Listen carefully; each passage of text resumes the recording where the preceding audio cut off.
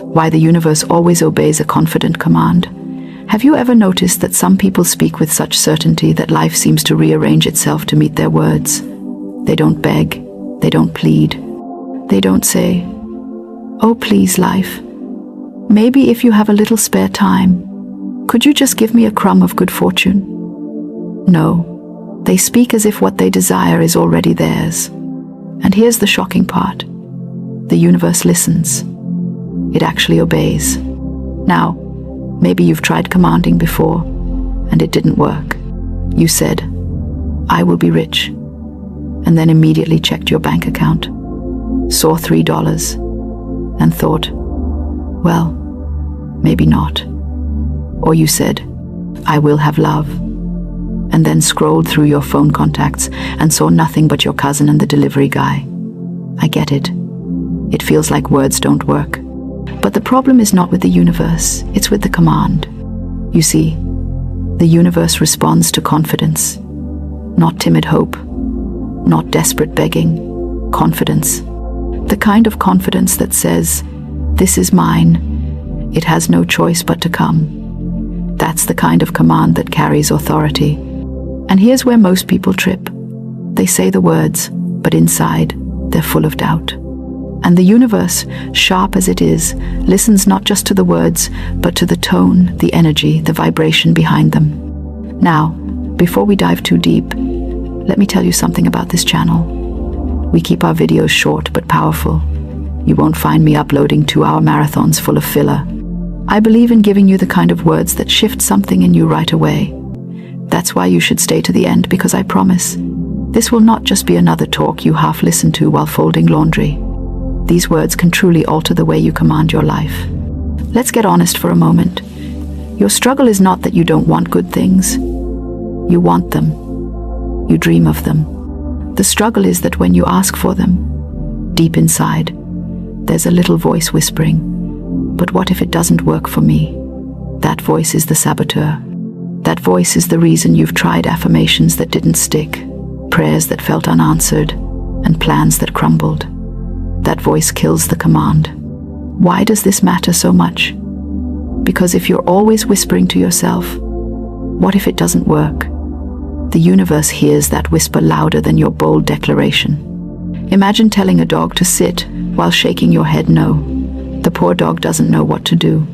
That's how the universe feels when your words say one thing and your energy says another. So, let's break this down. The secret is not just speaking the words. It's embodying the command. Think of yourself like a general giving orders. A general doesn't say, "Troops, if you don't mind, maybe you could move forward a little bit." No, he says, "Advance." And they advance. Why? Because there's authority. And the universe is waiting for that same authority from you. Here's the framework. It's simple.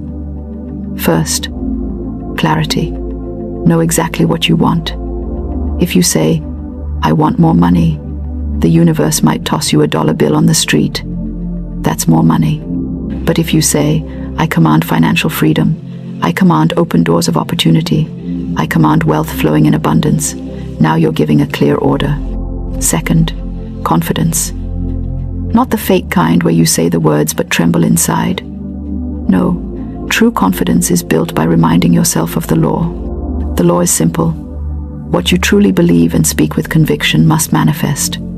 That's not wishful thinking. That's spiritual law. Just as surely as gravity pulls things down, your confident word pulls things into form. Third, consistency. A general doesn't give an order once and then walk away muttering, "Well, maybe they'll obey, maybe they won't." No, he repeats the order until it's carried out. You too must repeat your command until it becomes reality. Let's add humor here, because I know some of you have been commanding like this. "Universe, I command my soulmate to arrive." Then you sit by the window, sigh dramatically, eat ice cream, and wonder why the doorbell hasn't rung. My friend, you must speak with confidence, yes, but also act in alignment. Comb your hair, step outside, smile at people. The universe obeys a confident command, but it also expects you to show up like you mean it. So, what are some practical steps you can take today? First, write down one clear command you want to give the universe. Just one. Don't overwhelm yourself with 50. Maybe it's about money, maybe love, maybe health. Write it as if it's already happening. For example, I command perfect health now. My body is strong and radiant. Second, speak it out loud every morning with authority. Not a whisper, not a mutter, but with confidence. Say it like you're talking to an employee who needs clear instructions. Third, whenever doubt creeps in, and it will, don't argue with it. Simply restate your command. Say, that may be the old voice, but the truth is, my command stands. You don't need to fight doubt. Just reaffirm your order. Fourth, take one small action in line with your command. If your command is about money, maybe you send out a proposal, start a side hustle, or organize your finances. If your command is about health, maybe you drink water instead of soda today. The action proves to the universe that you're serious. And here's something funny but true. Sometimes the universe obeys in unexpected ways. You might command abundance, and suddenly someone pays you back money you'd forgotten about. You might command love, and suddenly a friend introduces you to someone new. Don't limit the form. Just trust that the order is being fulfilled. Think of it like ordering at a restaurant. You tell the waiter exactly what you want, confidently, and then you don't chase him to the kitchen every 5 minutes. You don't say, "Excuse me, chef, are you really cooking my food? Are you sure? Should I just eat a napkin instead?" No, you trust, you relax, you enjoy the process. That's the same with your command to the universe. Let me give you a quick story. A woman once told me she needed a new home. She was desperate, and every time she prayed, it was full of fear. Nothing happened. Then one day, she changed her tone. She said, "I command the perfect home, divinely prepared, to come to me now." She spoke it with confidence. Within weeks, doors opened, and she found a house better than she had imagined. The difference was not the words, it was the confidence behind them. And you can do the same. Maybe your challenge feels huge, like debt, loneliness, or illness. But the universe is not measuring your problem by size.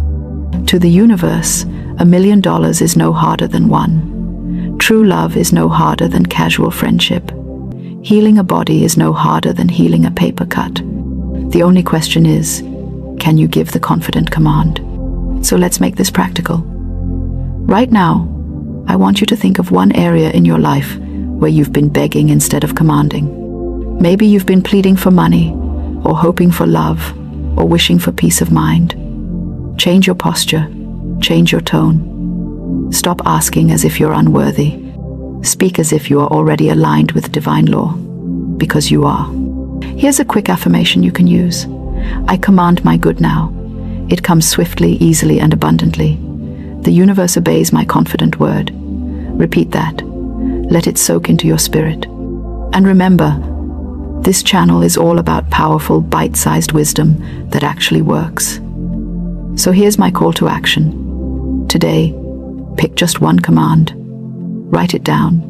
Speak it out. Take one action in alignment. And then watch for the evidence. Don't wait for months. Start looking today, because the universe moves fast when you move with confidence. If you found this inspiring, drop your command in the comments. I'd love to see what you're declaring.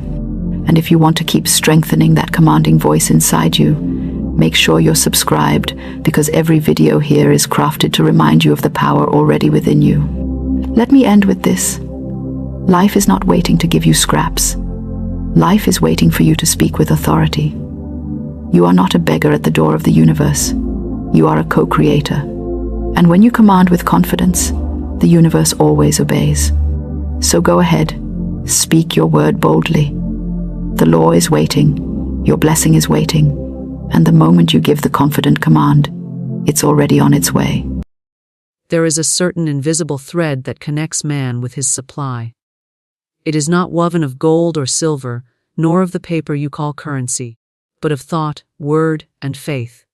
Many people chase money as if it were a fugitive, frightened creature. Yet in truth, money is but a faithful servant, awaiting your command. Your words are your wand, and what you say to money is what money becomes to you. When you speak of lack, you send your servant away with empty hands. When you speak of abundance, you bid him return with treasures. Most men treat money as an inanimate object, cold, lifeless, without intelligence. But all things in this universe are charged with vibration. Even gold listens, paper responds, and the very air is alive with your spoken word. You cannot command what you secretly despise.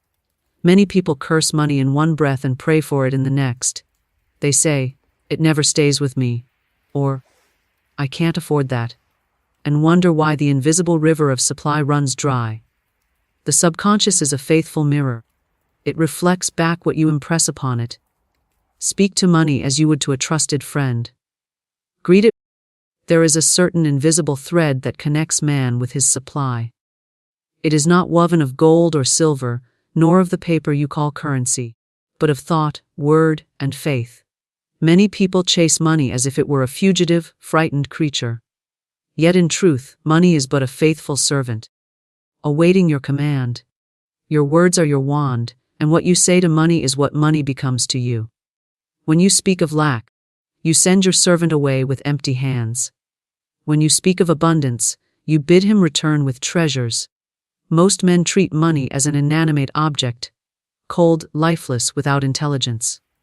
But all things in this universe are charged with vibration. Even gold listens, paper responds, and the very air is alive with your spoken word. You cannot command what you secretly despise. Many people curse money in one breath and pray for it in the next.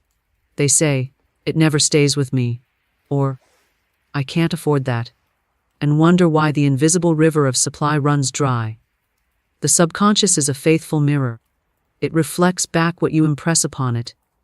Speak to money as you would to a trusted friend. Greet it with gratitude when it comes, and bid it go forth joyfully when you spend, knowing it will return multiplied. Every coin and note is a messenger. If you tell it, "You never last," it will obey. If you say, "You are always increasing and bringing more of your friends," it will hasten to fulfill your decree. Just as one would not scold a loyal servant for carrying out a task, so must you not scold your supply for the form it takes or the speed with which it comes. Praise it, bless it, and you will find it answering you in kind. Imagine money as a willing and devoted companion. When you awaken in the morning, you might say, "Good morning, faithful friend. Thank you for always flowing to me in perfect ways." When you see it in your purse, say, "You are happy to be with me, and I am happy to be with you. You are multiplying even now." And when it leaves your hands, bless it on its way, go forth and do good, and return with your increase. To speak thus is not folly, it is law. The same divine intelligence that moves the planets listens to your word. Money is but one of its servants. Treat it with the courtesy you would extend to any guest you wish to remain. Never speak to it in tones of fear or resentment, for it will take its cue from you and behave accordingly. If you would change your conditions, begin with your conversation. Speak to your money as if it were alive, because in the realm of the unseen it is. Your word is the wand that stirs it into action, summons it from unexpected places, and keeps it joyfully in your company. Every word you speak is a seed you plant in the fertile soil of the subconscious mind, and each seed will grow according to its nature. If you plant seeds of lack, you will harvest scarcity. If you plant seeds of abundance, your life will blossom with prosperity. Most people speak carelessly about money, not realizing that their very conversation determines what they experience. When someone says, "I'm broke," they have issued a command to the unseen forces that govern their affairs, and these forces will faithfully produce conditions to match those words. The universe does not discriminate between jest and earnestness. The subconscious mind receives all words as truth. Consider the child who is told repeatedly, "We can't afford it," or "Money doesn't grow on trees." These statements, impressed over and over, become the child's inner law, and in adulthood, he will unconsciously recreate those same limitations. The mind is a builder, and words are the blueprints. When you speak of lack, you are handing the architect of your life a design for poverty. When you speak of wealth and sufficiency, you provide the plan for prosperity. It is not enough to think well of money in private moments and then speak poorly of it in daily conversation. Speech is the audible form of thought, and every spoken word carries vibration. These vibrations go forth, attracting conditions, people, and opportunities that match their tone. This is why some people seem to be endlessly fortunate. They speak the language of abundance naturally, without contradiction, so the law can work unopposed. Others speak abundance in one breath and cancel it in the next with worry, complaint, or self-deprecating humor. The spoken word not only affects the mind of the speaker, but also influences those who hear it. Words create atmosphere. When you speak prosperity, you lift the mental climate around you, making it fertile ground for opportunities. When you speak of failure or limitation, you lower that climate, and even those around you may begin to feel the chill of discouragement. Many people have never been taught that every casual remark about money is a decree. A sigh of, "I can't afford it," is as much a command as a strong affirmation of wealth. It's just working in the opposite direction. Your relationship with money begins in your inner world, but is maintained through your outer expressions. The law of prosperity responds to your belief, and belief is most clearly revealed by what you say when you are not trying to be positive. If, without thinking, you say, "I never have enough," it means that somewhere in your inner pattern you have accepted insufficiency as truth. To shift your financial reality, you must train your tongue as much as your mind. Speaking abundance is not pretending, it is declaring the reality you are aligning yourself with, even before you see it manifest. You might say, "But I am only describing my present condition." Yet the law works forward, not backward. The present condition is but the harvest of past words and beliefs. To create a new condition, you must plant new seeds. When you speak, "Money is always coming to me in perfect ways," you are not lying, you are instructing the unseen channels to open. When you say, "I can always afford what I need," you are shifting the blueprint from limitation to supply. The words may feel strange at first, as if you are contradicting reality, but in truth you are speaking to a higher reality, the reality that shapes the future. Think of the times you have spoken in fear about bills, debts, or expenses, and remember how such conversations left you feeling heavier, more restricted, and more anxious. Now imagine the opposite, speaking in terms of freedom, supply, and sufficiency. The very act of saying, "I always have more than enough," causes a lightness in the mind, an openness in the heart. That shift is not mere emotion. It is a change in vibration, and vibration is the language the universe responds to. To harness this principle, it is important to become conscious of your habitual speech. Notice the phrases you repeat about money, especially in casual talk. Do you declare that things are too expensive, or that you are barely getting by? These phrases, no matter how small, are like constant drops of water wearing away the stone of your prosperity. Replace them deliberately. Instead of "too expensive," say, "That's worth the investment." Instead of "barely getting by," say, "I am increasing in wealth every day." Each substitution plants a new seed, and over time the harvest will reveal the change. This practice is not about ignoring difficulties, but about refusing to anchor them in place with your words. Even in moments where the outer evidence is scarce, your words can summon unseen help. Money responds to the vibration of certainty and gratitude, not desperation. When you say, "I am rich in opportunity, and money flows to me easily," you create an energetic invitation. Opportunities may appear, people may come with offers, and unexpected channels may open, all because your words set the tone. Those who have mastered this art speak of wealth as naturally as they breathe. They do not plead with money to come. They command it gently through confident speech. They praise what they have, speak well of what is coming, and never curse the supply. Their words are not random, They are purposeful, chosen to align with the law of increase. Over time, this steady speech creates a steady flow, and what once seemed like chance becomes a predictable result. Money to most people is an object, a piece of paper, a coin, a number on a screen. Yet the truth is that everything in the universe, even what seems lifeless, is alive with vibration and responsive to the energy you give it. When you begin to treat money as if it were a loyal, living companion rather than a cold object, you step into a different relationship with it, one where mutual respect and appreciation replace fear and distrust. A loyal companion is welcomed warmly, spoken to kindly, and trusted without suspicion. When you regard money in the same way, you invite it to stay, to grow, and to serve you faithfully. Consider the way you would treat a dear friend who has stood by you for years. You would not constantly tell them they are unreliable. You would not accuse them of abandoning you, and you would not speak ill of them to others. Yet many people speak to money in exactly that way. They say, "It never sticks around," or "It runs away as soon as I get it," as if money were a faithless partner. Such words carry the energy of rejection, and anything treated as unwanted will not linger. If you believed money were a true companion, you would speak words of welcome. "I am so glad you are here. I love having you around. You are safe and appreciated with me." A loyal companion also enjoys being included in your plans.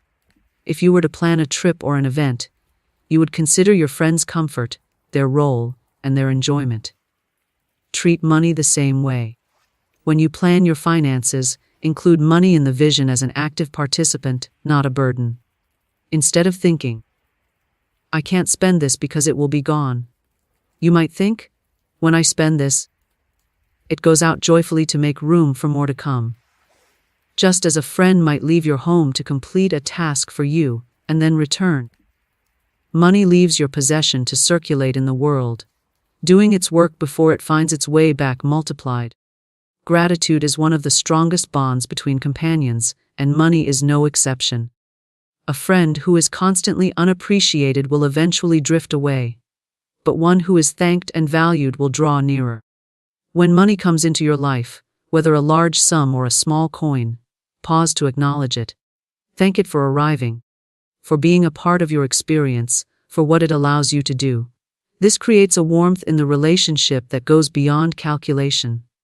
Money, like a loyal friend, senses when it is valued and responds by finding ways to be in your presence more often. Another mark of a loyal relationship is trust. Imagine a friend who offers to help you, yet you doubt their ability at every turn, questioning whether they can deliver on their promises. Over time, that doubt would strain the bond. Money behaves similarly.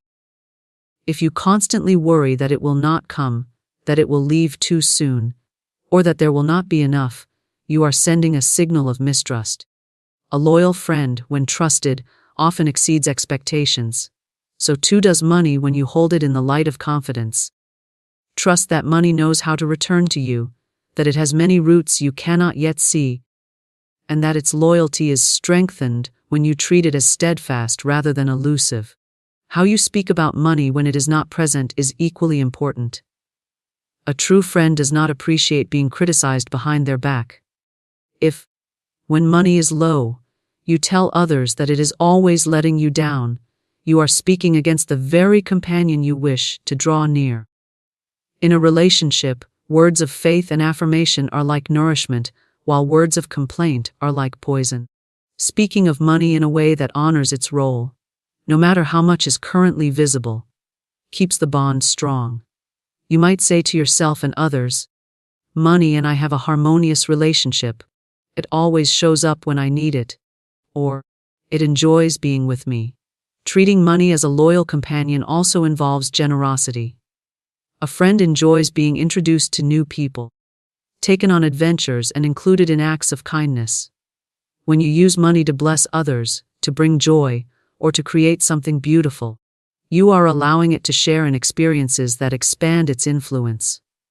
Money that is hoarded in fear becomes stagnant, like a friend kept locked in a room. But money that is allowed to move with love returns with new stories, new energy, and new opportunities. If you picture money as a friend walking beside you, you begin to notice the subtle ways your attitude shapes the journey. Do you walk with money in tense silence, afraid it might slip away, glancing at it suspiciously? Or do you walk in easy companionship, speaking warmly, laughing together, and trusting it will match your pace? This shift in perception transforms not only your emotional state, but also your practical experience. A relaxed, trusting attitude toward a loyal companion fosters closeness, and closeness in turn creates reliability. Even the physical care of money mirrors the treatment of a valued friend. Crumpling bills, tossing coins carelessly, or letting financial records become disorganized sends a signal of disregard. In contrast, handling money with respect, keeping it orderly, counting it with appreciation, placing it in a clean wallet or space, reinforces the message that you value its presence. Just as a friend feels honored when treated with care, money responds to being treated well. A loyal companion is also understood and accepted for what they are. Money is neither good nor bad in itself. It takes on the qualities of the one who uses it. When you stop projecting blame or guilt onto money, and instead see it as a willing ally, you free it from the emotional baggage that often drives it away. Many people unconsciously push money away because they have been taught that it is dangerous, corrupting, or hard to manage. But if you saw money as a trusted friend who wants to help you fulfill your purpose, you would invite it freely and joyfully into your life, knowing it will serve your highest intentions. Blessing money when it comes and when it goes is one of the most powerful ways to align yourself with the law of increase. Every transaction is an exchange of energy, and the attitude you hold in that moment determines whether the flow will grow or shrink.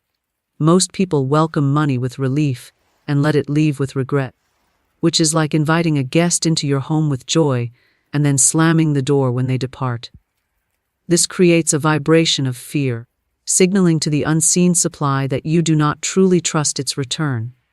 When you bless money in both directions, you affirm that it is part of an ongoing cycle and that its coming and going are equally good. When money comes to you, whether in the form of wages, a gift, a sale, or an unexpected windfall, pause to acknowledge it with gratitude. Do not rush past the moment or diminish it because the amount seems small. Every sum, large or small, is evidence of supply moving toward you, and blessing it strengthens the current. You might say, "Thank you for coming to me. I bless you and welcome you into my life. You are free to grow and multiply." Such words carry a warmth that infuses the money with a friendly vibration, making it eager to bring more of its kind to you. Many people bless money only when it comes, yet feel uneasy, resentful, or fearful when it leaves. They pay a bill with a sigh, buy something with a grimace, or send money to someone with the thought that they are losing it. This attitude places a shadow on the flow, for money does not truly leave. It moves into circulation, carrying your energy with it. If you release it in fear, it carries fear forward. If you release it in blessing, it carries blessing forward. You can transform every expenditure into an investment in your own prosperity by blessing the money as it goes out. For example, when paying a bill, you might say, "I bless this money as it goes forth to bless others, and I know it returns to me multiplied." Blessing money as it goes keeps the cycle unbroken. Imagine a river where the water is praised when it enters but cursed when it leaves. Soon the current would stagnate. The same is true for financial flow. A healthy relationship with supply honors both the inflow and the outflow, knowing they are part of the same movement. The more joyfully you can release money, the more freely it will return. This practice also changes the emotional atmosphere around money. Instead of associating outgoing money with loss, you begin to associate it with expansion. Paying for something becomes an act of contribution, a way of sending good into the world. If you buy food, bless the farmers, transporters, and workers who made it possible. If you pay for a service, bless the person who provided it and the benefit you receive. When you infuse each transaction with appreciation, you transform it into a spiritual act, The money you send out carries that energy forward, and like attracts like. It will return to you in kind. Blessing money in both directions builds trust in the law of supply. You no longer see money as a rare guest who visits unpredictably, but as a faithful traveler who moves in and out of your life, always returning with gifts from afar. Each time you bless it as it leaves, you are essentially giving it a mission to bless others and to bring back more of its friends. Over time, you will notice that your financial life feels lighter, freer, and more abundant because you have removed the resistance that once blocked the flow. It is also important to bless money even before it arrives. If you are expecting a payment, a gift, or a sale, bless it in advance. Say, "I bless the money on its way to me, and I know it comes with ease and joy." This anticipatory blessing creates a magnetic pull, preparing the way for the transaction to unfold smoothly. When it arrives, bless it again for fulfilling its journey. Then, when it departs for its next task, bless it yet again. In this way, you create a constant atmosphere of blessing around money, and that atmosphere becomes your new normal. For many, the greatest shift comes when they begin blessing money that leaves in the form of debt payments or taxes. These are often accompanied by resentment, yet they can be transformed into powerful affirmations of wealth. When you pay a debt, bless the opportunity to release it and the freedom it brings. When you pay taxes, bless the contribution to shared services and the evidence that you have earned enough to be taxed. This reframing turns what once felt like loss into an expression of gratitude and strength. The key is consistency. Blessing money once or twice will feel pleasant, but making it a habit rewires your relationship with money entirely. Over time, you will find that you naturally feel grateful in both directions without forcing the feeling. This is when the flow truly opens, when blessing money is as natural as breathing. Your financial life becomes a harmonious cycle, where giving and receiving are equally joyful, and where every movement of money affirms the abundance that is always present. Speaking lack or resentment toward money is like pouring sand into the gears of your own prosperity. Every word you utter carries the seed of creation, and when that seed is saturated with the energy of complaint, criticism, or fear, it produces a harvest in kind. People often wonder why their finances never improve, yet their everyday conversation is filled with statements that affirm shortage and unworthiness. I can't afford that. Money is so hard to come by. It never stays with me. Or, I'll never get ahead, without realizing they are issuing repeated commands to the subconscious mind and to the unseen law that governs supply. These commands are faithfully obeyed, not because the universe wishes to deprive them, but because it reflects whatever is consistently impressed upon it. Resentment toward money often comes from misunderstanding its role. Many have been taught that money is the cause of greed, corruption, or unhappiness, and so they approach it with suspicion. Yet money is not a moral agent. It is a tool, a symbol of exchange, and a servant of intention. To resent it is to shut the door on the very means by which much good could be done. If you resent a person, you avoid them. If you resent money, you push it away energetically. The law of attraction works impartially.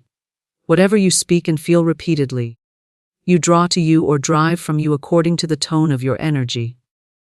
Speaking lack is a habit often formed unconsciously, passed down through family phrases and cultural beliefs. Someone might recall hearing parents say, "We just get by. Money doesn't grow on trees." Before you drift into sleep, you are standing at the golden gates of the infinite. This sacred hour just before slumber is not merely for rest. It is the soul's perfect moment to speak with the universe. The conscious mind grows quiet, and the subconscious becomes receptive. This is the divine time to plant your seed of desire in the rich soil of the infinite mind, and it shall not return void. You are not pleading, you are not hoping. You are declaring in faith that what you ask for is already yours. You may lie still, but your word goes forth with power. What you imagine as true, the universe aligns to make true. You are not separate from the source. You are one with it. And in this silent moment before sleep, you speak not as a beggar, but as a child of the Most High, here to every good and perfect gift. There is no resistance now. There is no fear. There is only knowing. The great law is simple to ask, believing you have already received, and you shall receive.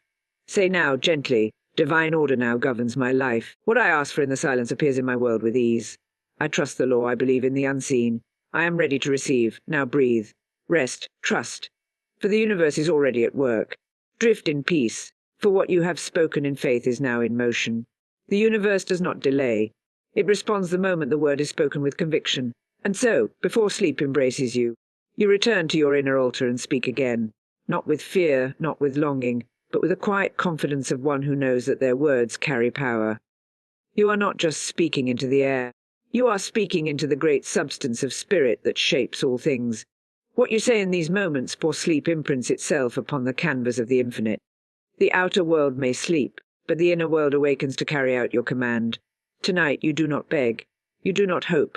You speak as a spiritual authority. You declare, you affirm, you plant. You say, "This is mine by divine right. It comes to me with perfect timing, under grace, in a wonderful way." And so it is. You do not need to see the full path. You do not need to struggle to believe. You only need to speak the word and feel its truth settle in your being like soft rain upon fertile ground. The word is the beginning of every miracle. The word is the signal to the unseen that it is time to form. And so, in your sacred stillness, you say your desire aloud or in the silence of your heart. You shape it with intention. You bathe it in gratitude. And you release it into the night, a seed carried by the wind to the perfect soil. You may say, "I now receive love that uplifts, wealth that flows, peace that stays, and health that radiates. I do not chase, I attract. I do not force, I allow. I not fear, I trust. What is mine will always find me, and it begins now." Let this become your nightly rhythm, your sacred appointment with the Source. For in this holy hour your words do not fade. They echo through the ether, calling forth all that matches their frequency. Say gently but firmly, "I am one with divine mind. What I ask for in love and faith, I receive in joy and ease. There is no separation. I am already connected to the supply of my good." The more you speak in alignment with truth, the more your world reshapes itself around that truth. Let your voice be calm, your tone be soft, but your belief be unshakable.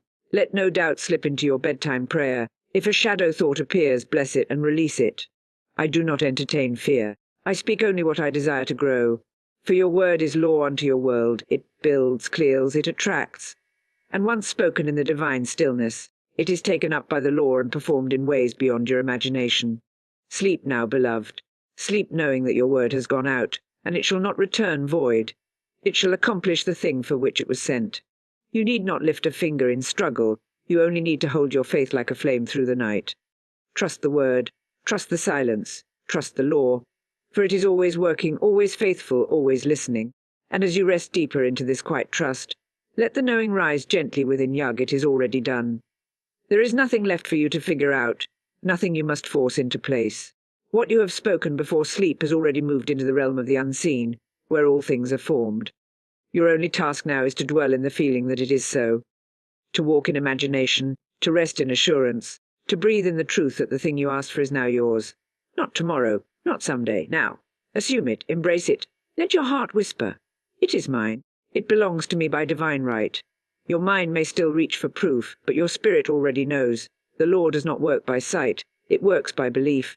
And you believe not by straining, but by relaxing into the joy of the outcome. So gently now picture the desire fulfilled. Let your body soften with relief as if the solution has already come. Because it has. It is unfolding now, beyond what you can see. You do not need to ask again and again. One clear, confident declaration is enough when it is backed by faith. Repetition does not impress the universe. Certainty does. So rest tonight in the quiet confidence that what you have declared is now forming with perfect timing and ease. Say within, "I do not chase after my good. I rest in it. I do not worry about the way. It finds me with grace. I assume it is done, and so it is." Let your imagination become your sacred space tonight. As you lay in stillness, walk through the scene of your answered prayer. Hear the words you long to hear. See the evidence of your desire fulfilled. Touch the beauty of the new reality with the fingers of your mind. It is not pretend, it is creation. For all things seen were once imagined. You are not dreaming. You are directing. And what you feel as real in this moment will soon echo back to you in waking life. Assumption is the bridge between the invisible and the visible. You need no permission to feel rich, to feel loved, to feel whole. You only need willingness. And once you feel the feeling, the universe rushes to meet it. You are a magnet now. You are a vessel ready to receive. There is no resistance left, only rest, acceptance, only gentle joy. Whisper to yourself, I already have it. It already belongs to me. Let this truth wrap around you like a warm blanket. You are not waiting, you are welcoming. You are not hoping, you are receiving. You are not wishing, you are knowing. The sleep you enter tonight is sacred, because it is filled with the assumption of your answered prayer. Your mind is the field, your assumption is the harvest, and you are already reaping. Now rest deeper, breathe softer, feel the outcome as already real, and let the universe do what it does best. Bring your inner world to life. You have spoken, you have assumed, you have received. And now, as you lie in the gentle stillness of this sacred hour, let go even more. Let the need to figure it out fade into the silence. Let every anxious thought dissolve like mist in morning light. This moment is no longer for effort. It is for surrender. The universe is already moving. The energy has already shifted. You do not need to push. You only need to trust. This is the hour to enter the silence with peace. No words, no worry, just calm, pure faith. For in the silence everything is heard. You may think nothing is happening, but the silence is the womb of creation. The seed you planted with your word, the vision you held in imagination, is now being nurtured in the unseen. And the silence is not empty. It is alive. It is full of divine intelligence, full of movement, full of grace. So rest now in that knowing. Say gently to yourself, I enter the silence with trust. I release all effort. I release all control. I release all fear. I am now aligned with the highest good. I let it come to me in the perfect way. Feel the relief of letting go. Feel the safety of being supported. You are not alone in this work. The universe is with you. The law is faithful. Divine order is at hand. You do not need to plan every step. You do not need to know every answer. You only need to remain still, and the way will reveal itself. You only need to rest, and the good will appear. So enter this silence not as someone hoping to be heard, but as someone who knows they already have been. Rest your mind. Soften your heart. Feel the calm settle into your spirit like a soft light in the dark. You are safe. You are heard. You are answered. This is not the silence of emptiness. This is the silence of manifestation, the silence of divine rearrangement, the silence where the invisible begins to shape the visible. So breathe deeply now, and let each breath be a sign of your faith. You do not chase, you align. You do not force, you flow.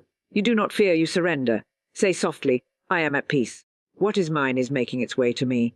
I do not need to search. I simply receive. This silence is your sanctuary. This stillness is your strength. All the answers you seek are already within you, waiting for you to be quiet enough to hear them. So listen, not with ears but with your heart. The next step will come. The right door will open. The perfect timing is unfolding, and your only task now is to remain in peace. No matter what you see, no matter what appears to be missing, the truth remains: it is already done. The silence is not absence. It is power. It is not nothing. It is everything forming. So sleep now in this divine trust. Enter the silence with grace. Let it carry you through the night and wake you to a world that begins to reflect your inner peace. For what is held in silence is soon revealed in form, and what is trusted in stillness is always returned in fullness. And as the silence wraps around you like a soft, invisible blanket, feel the gentle stirring of something deeper, a knowing that what you've asked for has been received, and now it begins its journey from the unseen to the seen. In this sacred quiet, your subconscious becomes the receiver, the fertile soil ready to absorb the truth of your word. You no longer speak with effort. You impress with belief. You now understand the subconscious mind is always listening. It never sleeps. It receives every image, every word, every feeling you allow in this moment, and it does not argue. It simply accepts and brings forth. This is the power of your sleep hour. This is where creation deepens. Whatever you tell your subconscious before sleep becomes the blueprint of your tomorrow. It does not know if something is real or imagined. It only knows what is repeated, what is believed, what is felt. And so you feed it not fear, not confusion, but the steady calm of fulfillment. You say within, my subconscious now receives the vision of my highest good.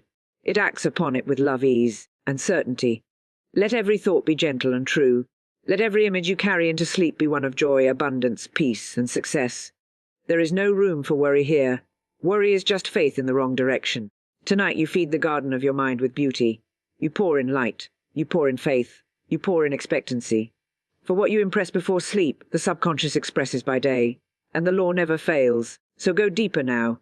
Visualize your life as you desire it to be. See it clearly. Speak of it tenderly. Wrap it in feeling as if it is already done.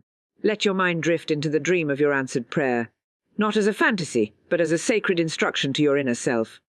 Your subconscious is your faithful servant. It says yes to what you consistently believe, so believe in your good. Trust in the image. Fall in love with the vision. Say gently, I trust my subconscious to create the perfect outcome for me. It works while I rest, it acts while I sleep. I plant only the seeds of truth, love, prosperity, and success. These seeds now grow and blossom into my waking world. Let those words settle into you. Let them sink deep beneath the surface. For this is no longer a moment of action. It is a moment of allowance. You are not trying to make things happen. You are letting things unfold. With each breath you are impressing new truth. With each heartbeat you are rewriting old patterns. There is no resistance in you now, only calm, only certainty, only the quiet rhythm of a soul that knows the law is working in its favor. Rest now, and let your subconscious carry this vision through the night like a sacred script to be performed. It needs no help, only your belief. It needs no noise, only your faith. And in the morning you shall rise with new strength. The outer will begin to reflect the inner, and the good you assumed, the truth you declared, the vision you impressed. It will meet you in the most natural and wonderful ways. And as the gentle power of your subconscious begins its sacred work through the night, let your soul now lift into gratitude, not for what might come, but for what is already yours in the realm of the unseen. You do not wait to see it before giving thanks. You give thanks because you know. Gratitude is the vibration of the fulfilled. It is the language of those who trust the process and understand the promise. So now, in this quiet hour before sleep, you enter into thanksgiving, not with effort, but with ease. You whisper, "Thank you, Infinite Spirit, for answering before I even asked. Thank you for hearing the desire of my heart. Thank you for moving in divine timing, divine wisdom, and divine order. I give thanks for the manifestation even before it appears." Let that gratitude swell in you, not from desperation, but from deep assurance. You are no longer knocking. You are no longer seeking, you are receiving. And gratitude is the key that unlocks the floodgates of more. Feel the relief of already having. Feel the joy of already being. Let your mind play gently with the scenes of answered prayer and respond with a soft thank you. No matter how small the evidence may seem, give thanks. No matter what the outer world looks like, give thanks. For the one who is grateful for what is unseen will soon see it clearly. Gratitude quickens the law. It sends a signal to the universe that you are ready, aligned, and already living in the vibration of your good. You may repeat softly, I am thankful now. I bless what is mine before it even arrives. I praise the unfolding. I celebrate the unseen becoming seen. I live in gratitude, and gratitude multiplies all that is good. As you say these words, feel your energy shift. Feel the lightness, the openness, the joy. You are not stuck, you are not waiting. You are already connected to the outcome, and your thanks is the song that brings it closer. This is not just polite appreciation. This is spiritual power. Gratitude lifts your thoughts into higher frequency.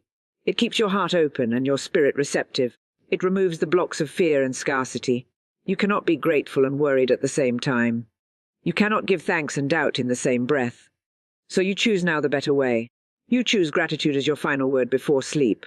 And that choice shifts everything. Gratitude is your anchor tonight. It is your declaration of faith.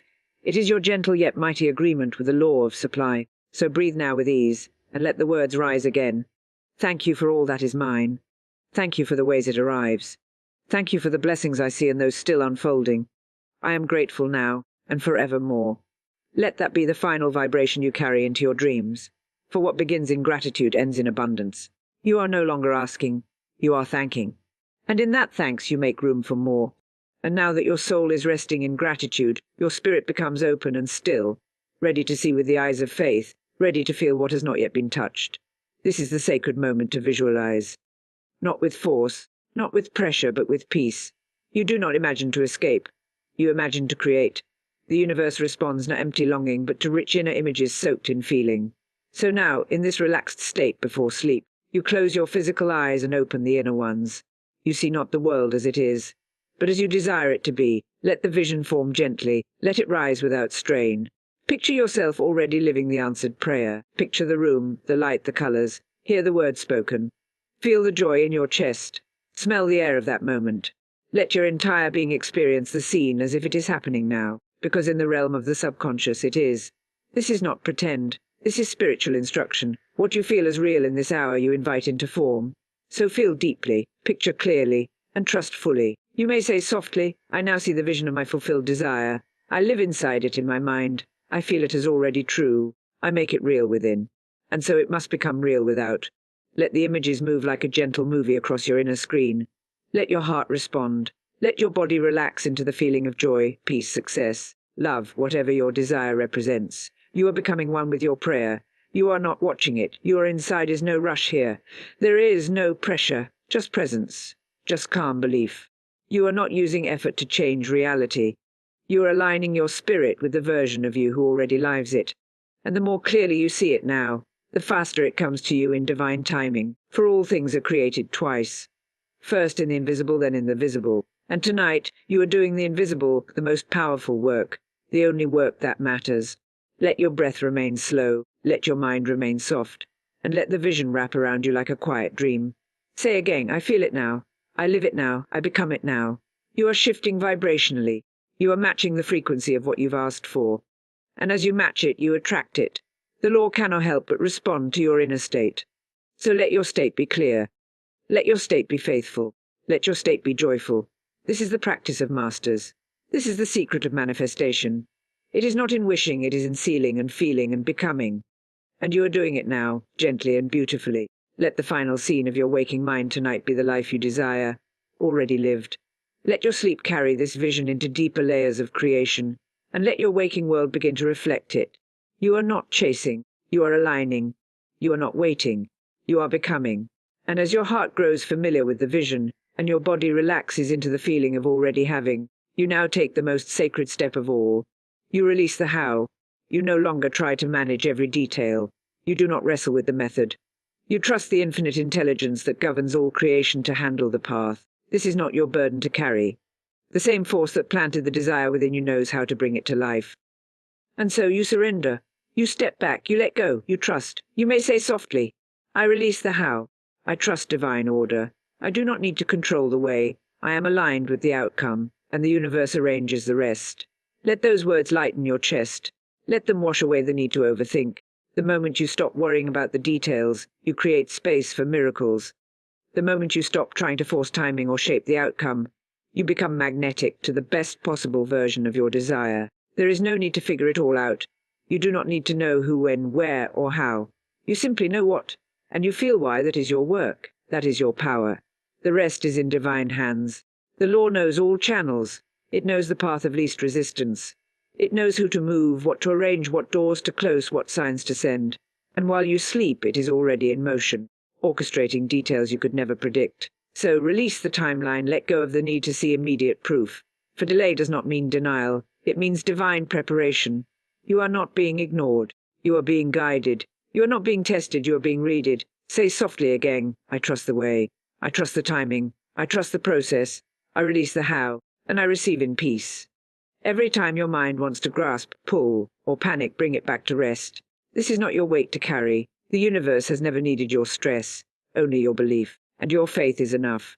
You do need to interfere. You do not need to explain. You do not need to beg. Your work has already been done. You spoke the word. You saw the vision. You felt it as real. And now, you rest in the most powerful position of all. Surrender, not as weakness but as divine partnership. You let the infinite do what it does best. Move in ways far greater than your understanding. So breathe deeper now, and whisper again. Let it go. I let it flow.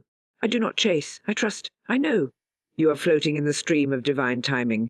You are being carried by wisdom far beyond your own. You are being supported by a law that never fails. And you are allowing your good to find you, not because you pushed for it, because you let it come in its perfect form. Let go now, and sleep in peace. The how is handled. And now that you have fully released the how, you rest in the clearest, most open space of creation. Your spirit is calm, your heart is clear, but the mind may still try now and then to sneak in a shadow of doubt. It whispers questions, what-ifs, and when it does, you do not resist it with fear. You cancel it with truth. One powerful word of faith dissolves 1,000 thoughts of fear. You stand firm and you say, there is no power but God, there is no delay in divine mind. There is only perfect timing and perfect flow. You see, doubt is not your enemy. It is simply a signal that your conscious mind wants to take control again. But tonight you are wiser. You are anchored. You do not let doubt lead. You lead it back to truth. You hold steady, not with struggle, but with stillness. You do not need to argue with fear. You only need to remind it. This is already done. My word was planted in faith, and nothing can uproot what divine law is now performing. And so, as you lay in this holy stillness, you declare again what you know to be true. You do not rehearse worry, you rehearse belief. You say softly, I do not entertain fear. I do not argue with appearances. I do not let doubt dwell in my house. I cancel all disbelief, and I return to my vision, I return my peace. Every time you speak that, you realign, you recalibrate, you restore the frequency of faith. You take back your power. You may have thoughts that say it's too late. You may have thoughts that say it's too hard. But your inner wisdom knows better. You were not brought this far to be abandoned. The desire within you was not planted to tease you. It was given to lead you. And the moment you speak in faith, all of creation begins responding. It may be quiet, it may be invisible, but it is never inactive. So you cancel the story of fear, you cancel the story of lack, you cancel the story of being unworthy, and you replace it with one true thing: I am a spiritual being, one with infinite intelligence, and I receive all that is mine with grace. Let those words echo gently in your being. Let them rise above every doubt.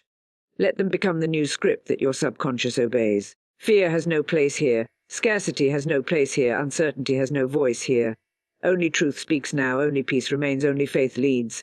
And if ever again the whispers of worry rise, you meet them not with panic, but with a steady heart that says, I cancel this. I choose truth. I walk by faith, not by sight. And so your night becomes light. Your sleep becomes deep. Your spirit becomes free. For you have removed the weight of doubt, and now your good flows in unblocked, uninterrupted, and undeniable. And now that all doubt has been gently swept away and truth has reclaimed its place in your heart, you return once again to the inner word, the sacred affirmation that holds the shape of your new reality. For repetition is the builder. Repetition is the artist that sculpts belief. You do not repeat because you are unsure. You repeat because each time you affirm, you sink deeper into certainty. With every loving word spoken again, you train the subconscious to accept it as truth. And once it accepts it, it must bring it forth. So now, in the stillness of night, you speak again, not with anxiety, but with rhythm, with ease, with gentle strength. All is well. What is mine is coming. I live in peace. I walk in grace. I trust the law. I receive with joy. Each phrase flows like a calm river through your inner world, and the more you speak it, the more natural it becomes. You are not forcing yourself to believe. You are allowing belief to blossom. The old stories fade with every repetition. The old patterns loosen their grip. Each word is like a drop of light, dissolving the shadows of doubt, rewriting the inner script that has lived too long in fear. You say again, I am ready to receive. I am safe to have. I am worthy of my good. I am aligned with my desire. And it feels good to say it. It feels real. It feels true, because it is. This is not empty affirmation. It is the truth spoken enough times to be recognized by your soul, and you need not say it with loud passion. A whisper will do. A breath of belief is stronger than 1,000 fearful thoughts.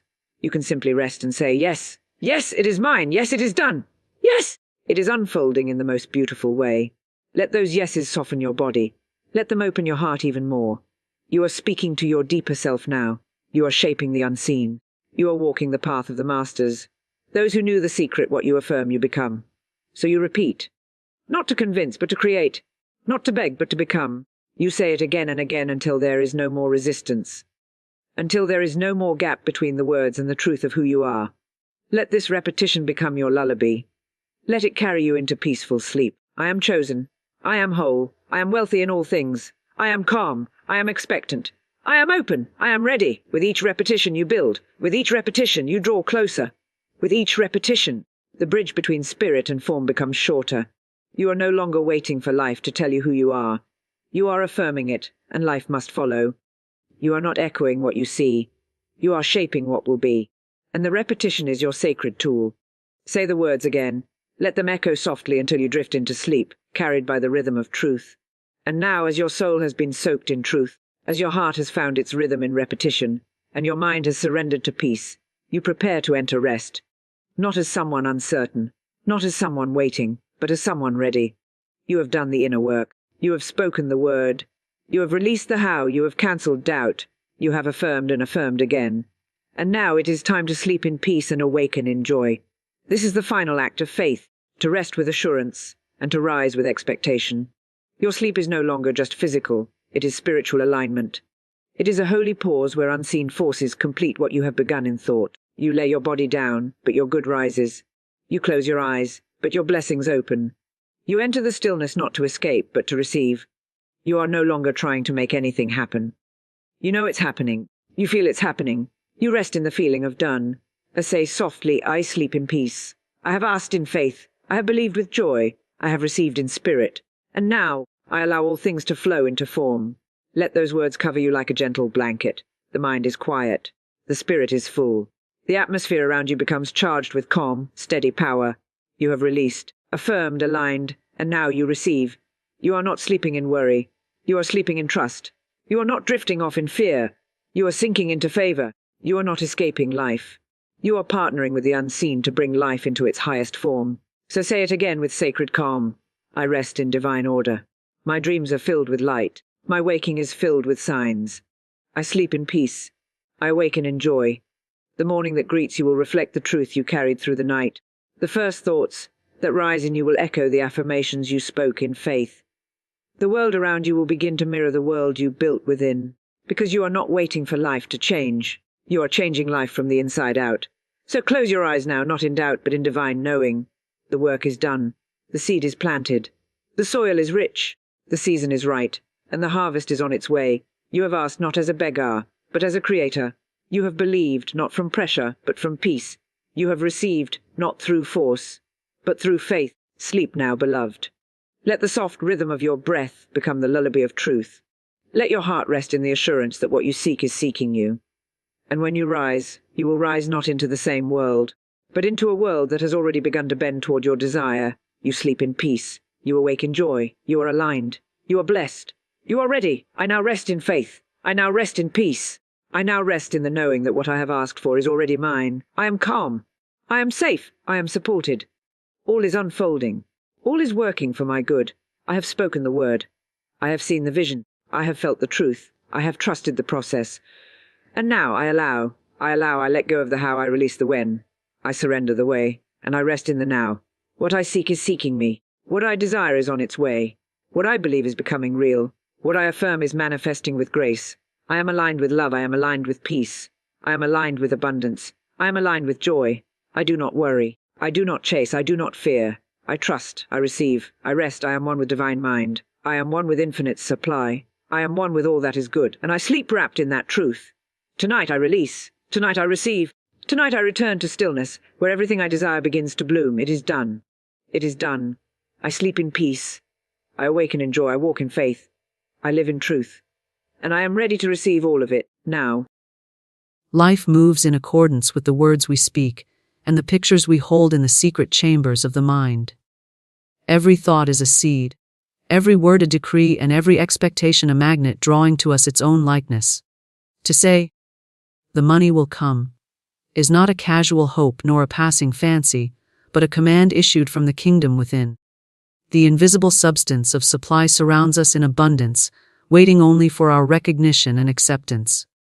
When one speaks with unwavering faith, declaring that supply is already on its way, unseen doors swing open, and channels long closed begin to flow.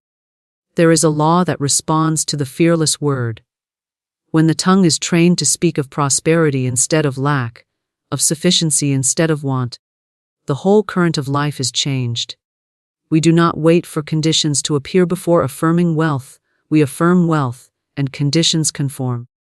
The one who dares to speak abundance in the very face of seeming poverty is the one who calls forth miracles. To say, "The money will come," is to plant the seed of certainty in the fertile soil of spirit, and that seed must bear fruit after its own kind. Money is but a symbol of the greater truth of supply. It is the visible messenger of the invisible river of provision that flows eternally. When one speaks with faith, not begging, not doubting, but knowing, the messenger hastens forth. To speak lack is to shut the door. To speak supply is to fling it wide open. Many walk in circles because they rehearse their fears aloud, giving power to the very conditions they wish to escape. But the soul that chooses new words, words of power, rises out of limitation into liberty. To say, "The money will come," is to align the outer life with the inner certainty that supply is never withheld. It is to stand in the presence of appearances that contradict and yet remain unmoved, declaring the word of truth, until the outer mirrors the inner vision. For the word is a wand, and when wielded with faith it dissolves obstacles, rearranges circumstances, and brings forth supply from unexpected quarters. One may look to no person, place, or condition as the source, for spirit uses countless channels, and often the least expected avenue becomes the path of provision. Every declaration of faith is a step into the unseen storehouse, where treasures lie waiting. The one who speaks, "The money will come," does not strain or strive, but rests in assurance, knowing the law of supply is unfailing. Like the farmer who plants his seed and trusts the earth to yield the harvest, so too must we trust the invisible realm to bring forth visible good. The harvest is certain when the word is sure. To say, "The money will come," is not merely to comfort the mind, but to issue the decree of spirit, which cannot return void. It is the fearless proclamation that abundance is already moving toward us, even now. Words are not idle things drifting through the air without consequence. They are vibrant forces that shape, mold, and direct the substance of life itself. Every syllable uttered carries within it the seed of manifestation, and that seed takes root in the fertile soil of the subconscious, blossoming in due season into visible form. To say that words are decrees is to understand that nothing spoken with faith and feeling ever falls barren. Each word is like a command given to the great unseen power that governs the universe. When a king speaks a decree, it is not a suggestion, it is law. In the same way, when we speak with conviction, life takes those words and sets circumstances in motion to fulfill them. There is no such thing as an empty statement, for every utterance leaves an imprint upon the invisible ethers. When one says, "I lack," the universe echoes back conditions of lack. When one says, "I am provided for," the unseen law begins to arrange provision. The tongue becomes the rudder of destiny, turning the ship of life toward abundance or deprivation, according to the direction it is steered. Many souls wonder why certain conditions repeat themselves, not realizing they rehearse their misfortunes aloud, recharging them with each complaint. Words are decrees, and the universe is a faithful servant that brings forth whatever is spoken. To recognize the power of words is to awaken to a new sense of responsibility. One can no longer afford to speak carelessly, for every word carries weight. Just as the architect draws blueprints before the building takes form, so too does every phrase create a sketch in the unseen realm. The wise builder ensures the plans align with the desired outcome. Likewise, the wise soul ensures every spoken word aligns with the life they wish to live. To continually say, "I cannot afford," is to lay bricks for a house of limitation. To declare, "The money will come," is to construct the foundation of supply. Words create atmosphere, and atmosphere becomes experience. Enter a room where negative speech has filled the air, and one feels heaviness, doubt, and strain. Step into a space where words of faith and confidence abound, and the very air vibrates with expectancy. This is the unseen energy words carry, invisible yet undeniable. They penetrate the mind, influence emotions, and draw circumstances into harmony with their vibration. That is why sacred texts across ages affirm that the tongue holds the power of life and death. Life is shaped by words spoken in trust or fear, belief or doubt, expectation or despair. When words are spoken with faith, they act as living decrees. The utterance is not weak or wavering, but charged with authority, and it goes forth like an arrow toward its target. Imagine one declaring boldly, "All my needs are supplied." That statement carries within it an image of sufficiency, and by repeating it with conviction, the subconscious mind begins to accept it as truth. Once accepted, it rearranges thought, attitude, and action to bring the outer life in line with the spoken decree. Suddenly opportunities appear, doors open, and unexpected channels emerge, all because the word spoken has reshaped inner consciousness. Consider the opposite one who continually laments, "Nothing ever works out for me." That word becomes a decree as well. The subconscious accepts it as law, shaping perceptions and filtering reality to match the decree. The person overlooks opportunities, gravitates toward failure, and finds themselves caught in cycles that reinforce the spoken word. What seemed at first a casual complaint becomes a living reality because every word is creative in nature. Life is not punishing nor rewarding arbitrarily, it is simply echoing the commands it receives through thought and speech. The power of words is not diminished by circumstance. Indeed, the more contradictory appearances may seem, the greater the opportunity to wield the word as decree.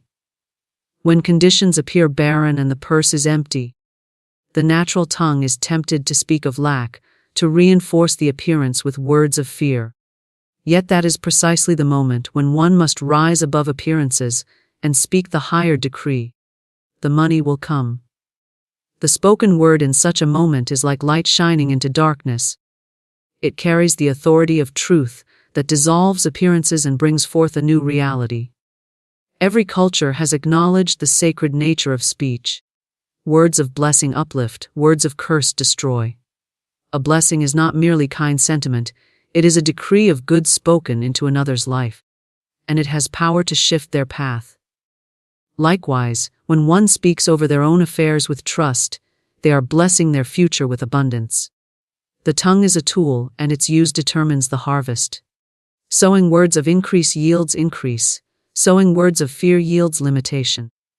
This law is impartial and unfailing, responding not to whim but to the quality of the words continually spoken. To call words decrees is to affirm that they are backed by authority far beyond the personal self. They draw upon the infinite power of the Spirit that animates all creation. Just as a decree from a ruler is enforced by the whole authority of the throne, so the word spoken with faith is enforced by the entire power of divine law. One does not have to strain or struggle to bring it to pass. The decree sets the law in motion, and the law fulfills itself.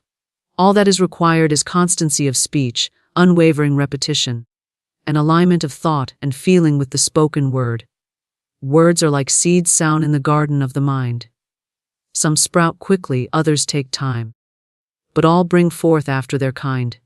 One must therefore be vigilant about the seeds cast upon the soil. Idle words of lack are weeds that choke the garden.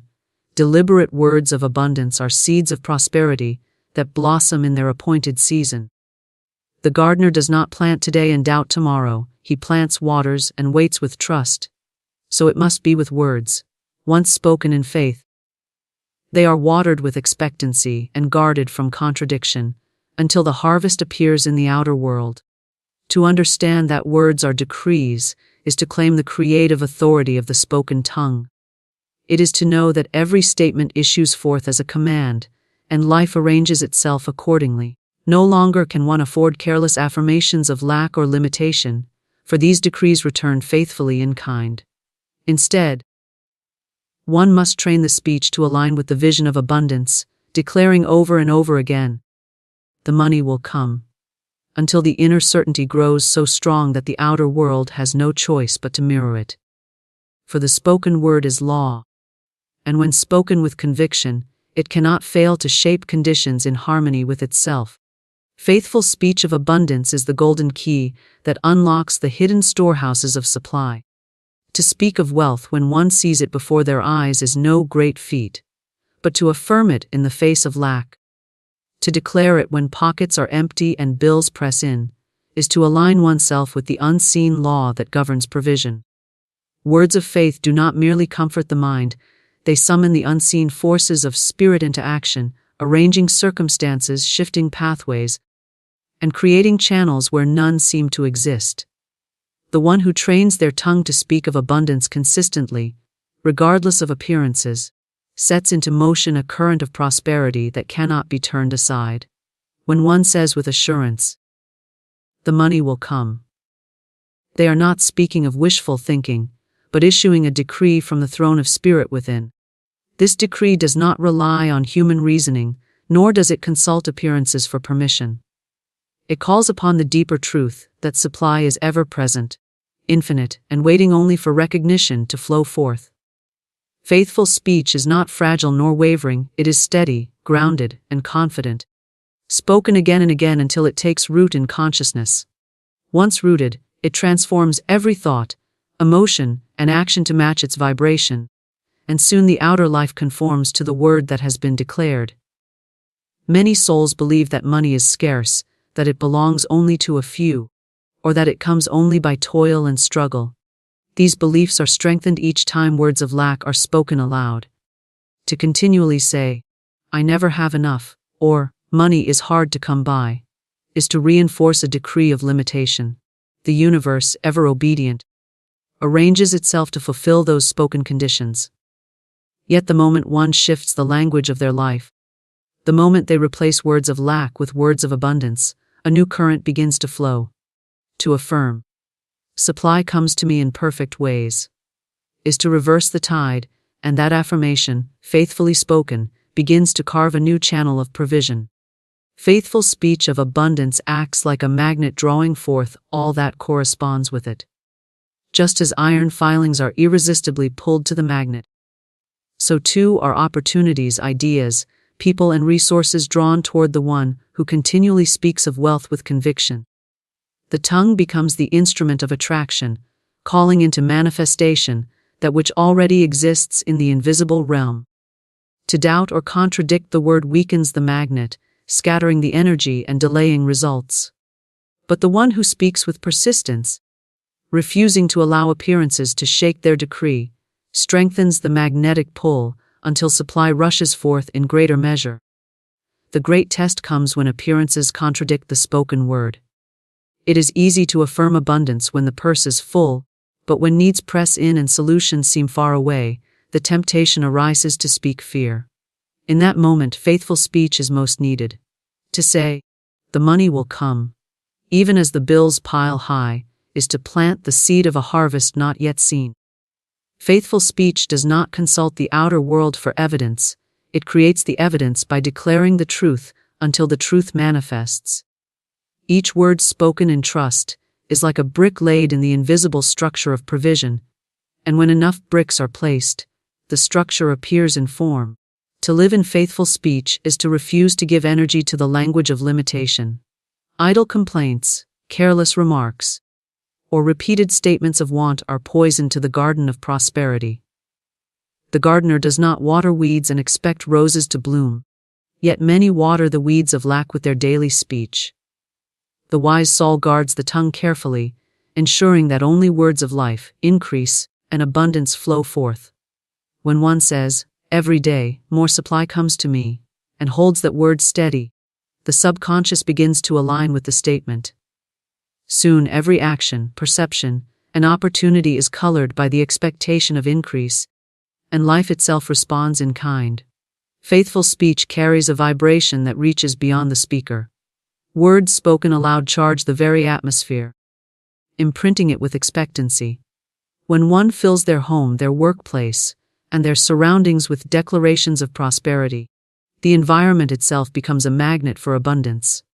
Visitors may not understand why they feel lifted or hopeful in such a space, but it is because the very walls have been charged with words of supply.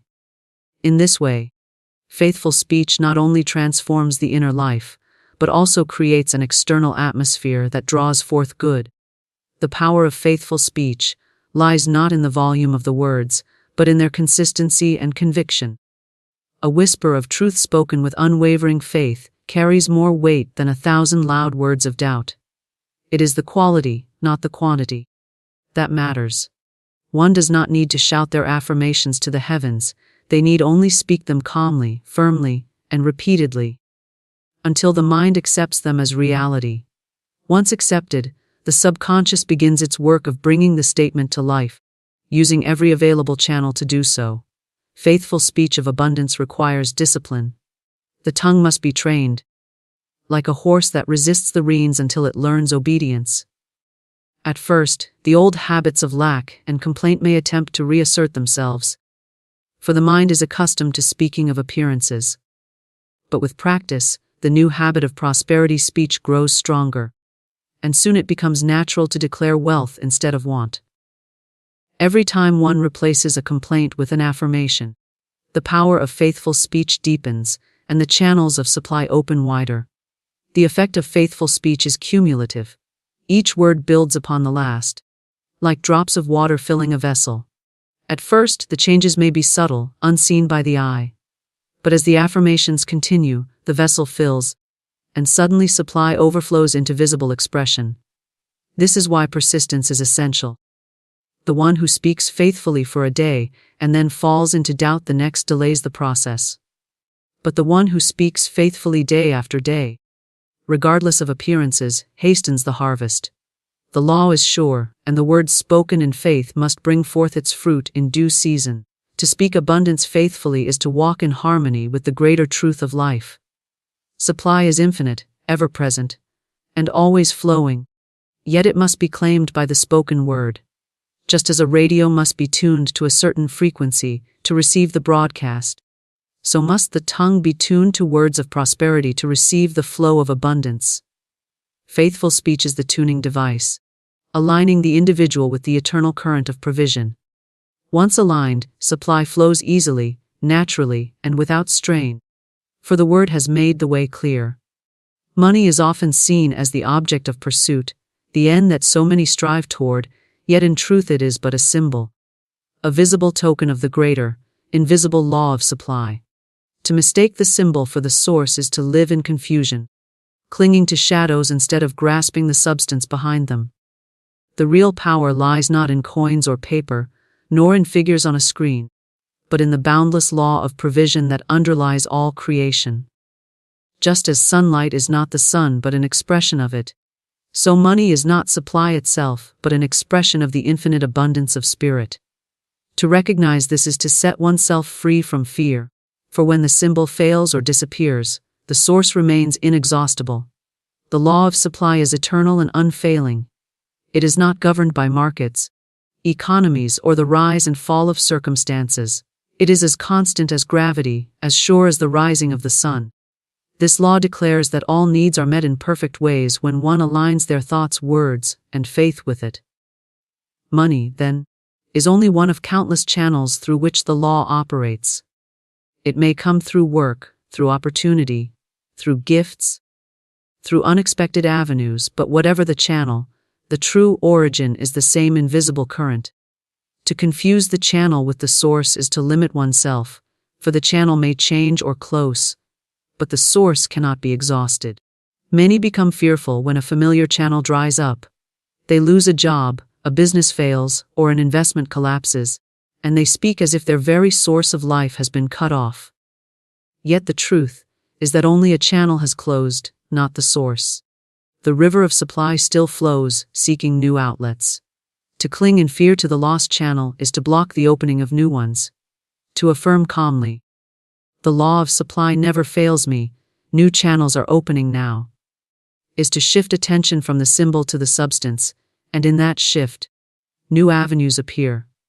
The law is never in lack, only the mind that clings to appearances creates the illusion of lack. Money serves as a mirror of belief. If one believes supply is limited, money will appear scarce. If one believes supply is abundant, money will flow freely. It is not money itself that is limited, but the ideas and words held about it. Those who speak of it as hard to come by, who fear it will leave them, or who see it as belonging only to others, will experience conditions that mirror those decrees. Those who understand money as an ever-moving symbol of a limitless law will see it come to them in right ways, often from unexpected directions. The symbol bends to the consciousness that directs it. To understand money as a symbol is to remove the strain of pursuit. One does not chase the shadow on the ground, for it is only an image cast by the body. Likewise, one need not chase money with anxious striving, for it is only the shadow of the greater law of supply. When one aligns with the law, money follows naturally, just as the shadow follows the body. The focus must always be on the source, not the symbol. The one who keeps their mind fixed on the invisible abundance within will find the visible expression appearing at the right time, in the right amount, and in perfect ways. This understanding also frees one from fear of loss. If money is seen as the source itself, the loss of it creates panic. But if money is seen as only one channel of an infinite supply, its coming and going is no cause for alarm. It is like the tide that ebbs and flows, always returning in its season. One who trusts the law of supply knows that even if the purse empties, it will be filled again, for the source is endless. To live in this assurance is to walk in calm confidence, untouched by the fluctuations of the outer world. The law of supply operates in harmony with thought and speech. To continually declare, "I am always abundantly supplied," is to align with the truth of the law, and money as a symbol must appear to match the decree. To continually speak of poverty and limitation is to cut oneself off from the flow, and the symbol reflects that disconnection. Words charge the atmosphere and impress the subconscious, and the subconscious arranges life to match the pattern it holds. Thus, money responds to the inner decree, not as master but as servant, showing outwardly the belief that is held inwardly. Money is a useful servant but a poor master. When elevated above its true place as symbol, it enslaves. When kept in its rightful place as expression, it serves faithfully. The one who loves money for itself becomes bound by fear of losing it or greed to gain more. But the one who understands money as the servant of supply lives free. They welcome it when it comes, release it when it goes, and never confuse it with the infinite abundance behind it. This freedom allows money to flow more easily, for fear and grasping close the channels, while trust and generosity keep them open. Generosity becomes a natural expression when money is seen as symbol. To give is not to diminish one's supply, for the source is endless. The more freely one allows the symbol to circulate, the more one demonstrates faith in the law that governs it. Just as water grows stagnant when hoarded and flows fresh when released, so money stagnates when clutched in fear but flows abundantly when used and shared. Faithful speech of abundance declares that giving multiplies, and indeed the symbol reflects this truth, returning multiplied through new and surprising channels. The error of many lies in thinking that money itself creates security. They hoard, they cling, they worry over it, forgetting that the symbol cannot provide safety apart from the law it represents. True security lies in knowing the source, in trusting the law of supply that never fails. With this knowledge, one may possess much or little and remain at peace, for they know the flow is endless and will always meet the need. To build faith on the symbol is to live in fear. To build faith on the source is to live in freedom. Thus money reveals itself to be a servant, a messenger, a shadow of the infinite substance that underlies all creation. It is not to be worshipped, feared, or chased, but understood, respected, and used rightly. It is one of many forms through which the law of supply expresses, and to cling to it as the only form is to miss the vastness of Spirit's provision. Once the eyes are opened to this truth, one lives in calm assurance that supply is everywhere, flowing through countless channels, always available, always sufficient, always ready to manifest in perfect form. Speaking lack closes doors, declaring wealth flings them open. Every word spoken sets unseen forces in motion, either drawing circumstances toward us or shutting them away. To say, "I cannot afford it," or "there is never enough," is to place a lock upon the doors of opportunity. It is to instruct the subconscious mind to see only limits, to recognize only barriers, to interpret life through the lens of lack. This inward command then shapes the outer world to match, so that the very possibilities that might have led to increase are unseen or dismissed. The door was there all along, but the language of lack kept it closed. Declaring wealth is the opposite force, for words of abundance are words of permission. When one says, "Supply comes to me in perfect ways," or "the money will come," the doors that were once closed begin to swing open. New ideas present themselves, old contacts return, hidden opportunities rise into view. The shift is not in the outer world first, but in the inner decree. By declaring wealth, the mind becomes receptive to possibilities, the atmosphere changes, and life responds with new currents of provision. The law is impartial, reflecting back whatever has been spoken with feeling. The one who declares lack lives in the shadow of closed doors. The one who declares wealth walks through open gates into greater abundance. The spoken word imprints itself not only upon the subconscious, but also upon the very atmosphere around us. Words of lack fill a room with heaviness, creating an invisible wall that keeps opportunities away. Words of wealth, spoken with conviction, charge the space with expectancy, creating a magnetic pull that draws good. It is as if every phrase becomes a signal sent into the ethers, and life answers with matching conditions. To continually say, "Things never work out," is to broadcast a closed signal, "Nothing can enter because the decree has sealed the door." To continually affirm, "All things work together for my good," is to broadcast an open signal, drawing conditions that prove the truth of the statement. The law is precise, responding not to our wishes but to our words. Many may desire abundance yet continue to speak limitation, wondering why their good is delayed. Desire alone is not enough. It must be joined with speech that aligns with the vision. To want wealth while declaring lack is to hold a key in the hand yet never place it in the lock.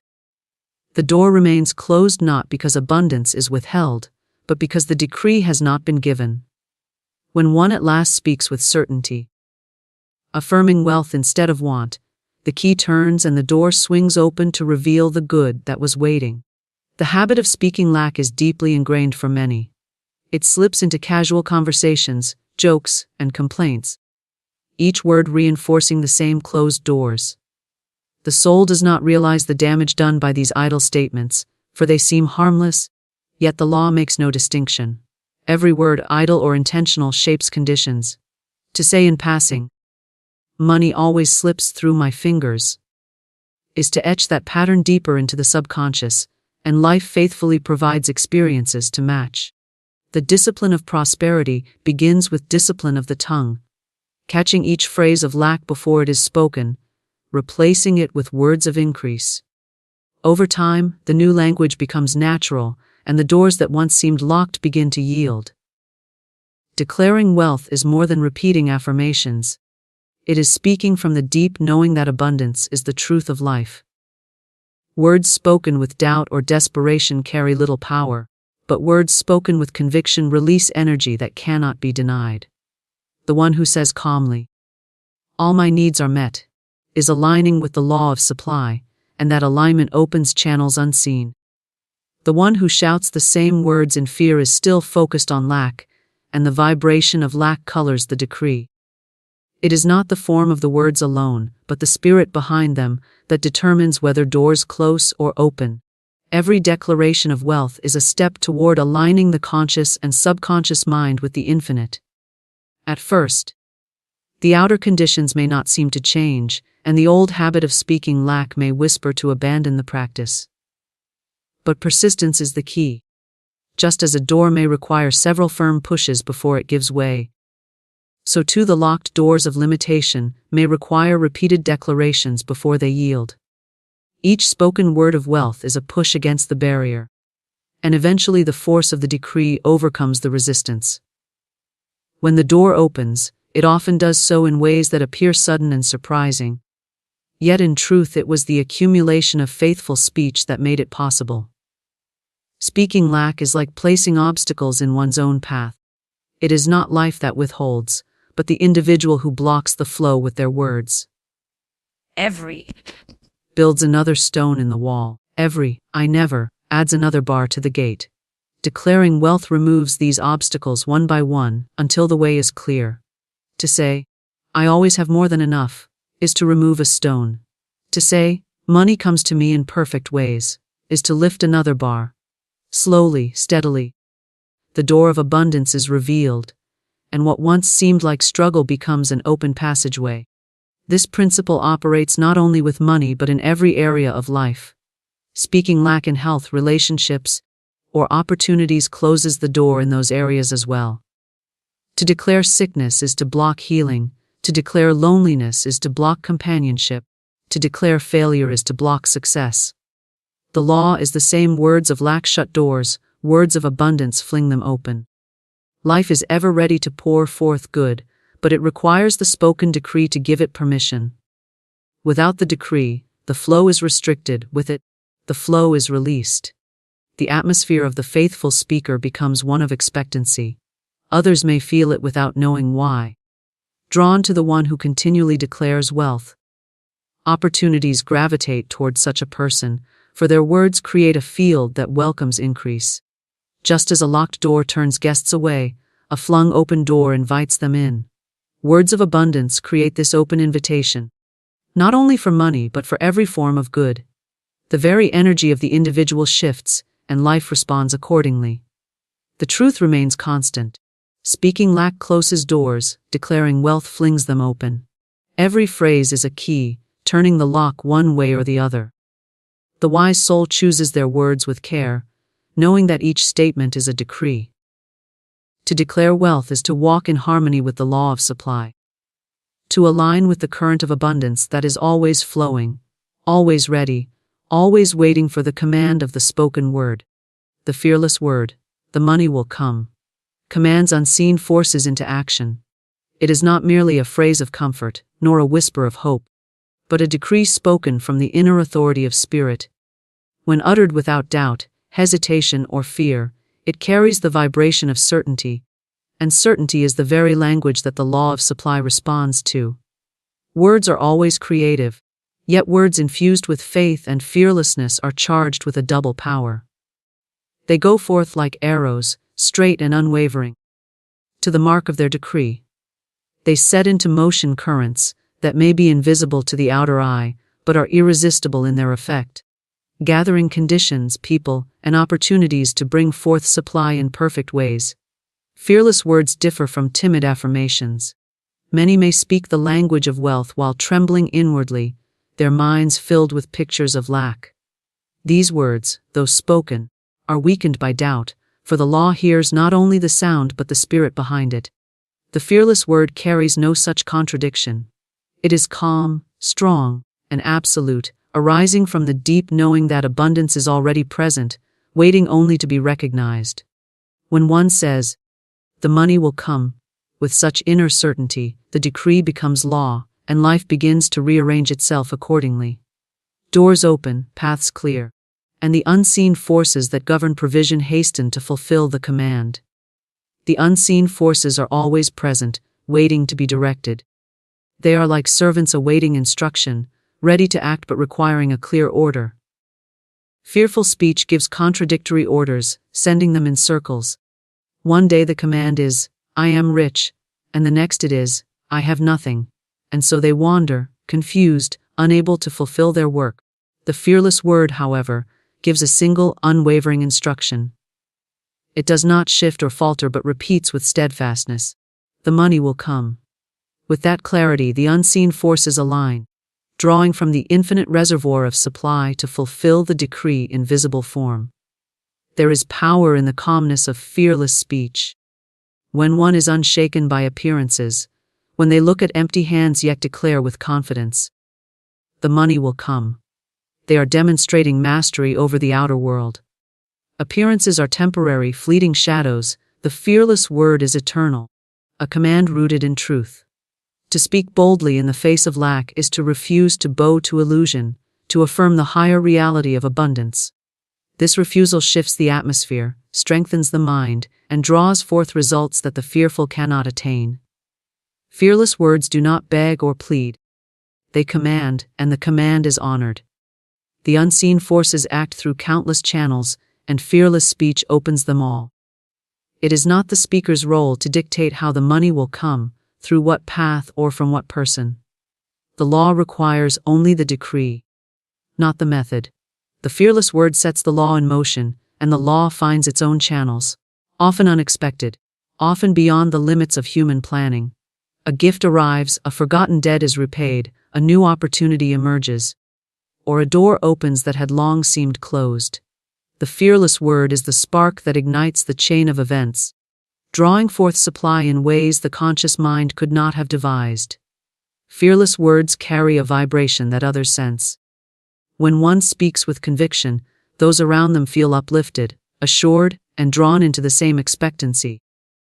The fearless declaration creates a current that influences the environment, attracting people who become instruments of the law.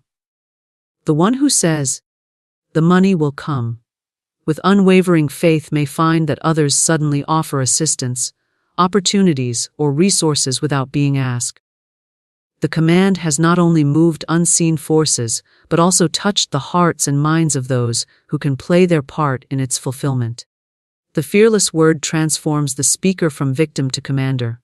Fearful language places one beneath circumstances, always reacting, always pleading. Fearless language places one above circumstances, directing them rather than being directed by them.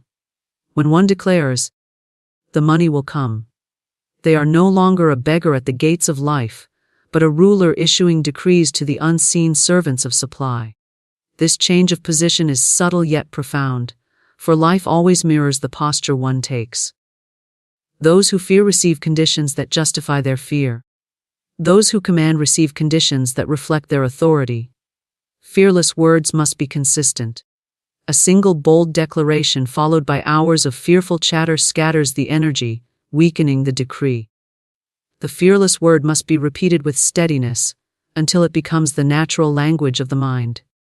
Each repetition strengthens the command, charging it with more power until the subconscious accepts it as truth. Once accepted, the subconscious directs every thought, action, and perception to align with the decree, and the unseen forces follow suit. This union of inner and outer alignment creates an irresistible momentum, carrying the speaker toward visible supply. The fearless declaration is not arrogant, but humble in the highest sense, for it does not rely upon the personal self alone. It acknowledges the infinite law of supply and trusts it fully. To say, "The money will come," is not to boast of personal power, but to affirm the eternal truth that provision is always present. Fearlessness arises from this trust. When one knows the law cannot fail, fear dissolves, and words spoken from that place are pure commands of truth. They do not grasp or struggle, they flow with calm authority, and in that calmness lies their strength. Those who live by fearless speech find themselves lifted above the turbulence of outer conditions. While others are shaken by the fluctuations of markets, jobs, or circumstances, the one who declares, "The money will come," remains steady. This steadiness itself attracts supply. For the law flows easily through calm expectation, but is hindered by fear and worry. The fearless word creates an atmosphere of assurance, and assurance is the open channel through which provision flows. Just as a calm sea reflects the sky clearly, a calm mind reflects the abundance of spirit without distortion. Fearless words are acts of faith, and faith is the substance that draws the unseen into the seen. Each time one declares, "The money will come," they are building a bridge between the invisible law of supply and the visible world of experience. Step by step, word by word, the bridge becomes stronger, until at last the substance of faith becomes the substance of form. The unseen forces move because they are commanded, and they cannot resist the authority of the fearless word. To speak with such authority is to walk in harmony with the eternal law, issuing decrees that the universe itself hastens to fulfill. My dear, come closer. Let us speak of the silence that follows your most desperate prayers. Have you ever stood at the edge of your own life with a heart so full of wanting and whispered a request out into the vastness, only to be met with the quiet, hollow sound of waves on a distant shore? You have asked, you have pleaded, you have charted the course 100 times in your most hopeful ink. You have visualized your destination with the fierce, focused fire of a ship's captain seeing a lighthouse in a storm. And still, the tide does not turn. The safe harbor you ache for feels like a mirage. The treasure you seek remains a story told about someone else's voyage. There is a reason for this stillness, and it is not because you are unworthy. It is not because the divine sea has forgotten you or cast your ship adrift. It is not a punishment or a test of your endurance. It is because you have been taught the great spiritual secret of navigation backward. You have been told to ask first. But the unwavering, immutable law of the cosmos is this: you must align first. Then, and only then, do you give your command. Let that truth land in your soul.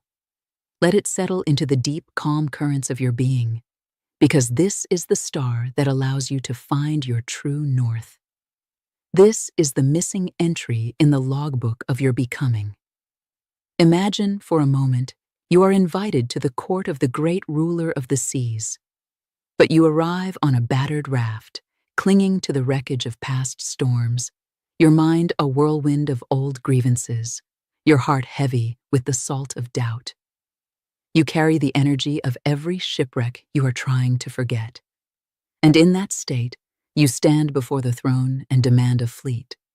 The ruler, who is infinite love, infinite intelligence, does not hear your words of demand.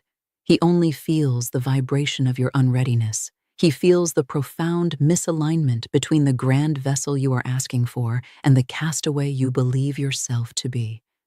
That is not how divine law works. That is not how grace finds its way to your shore.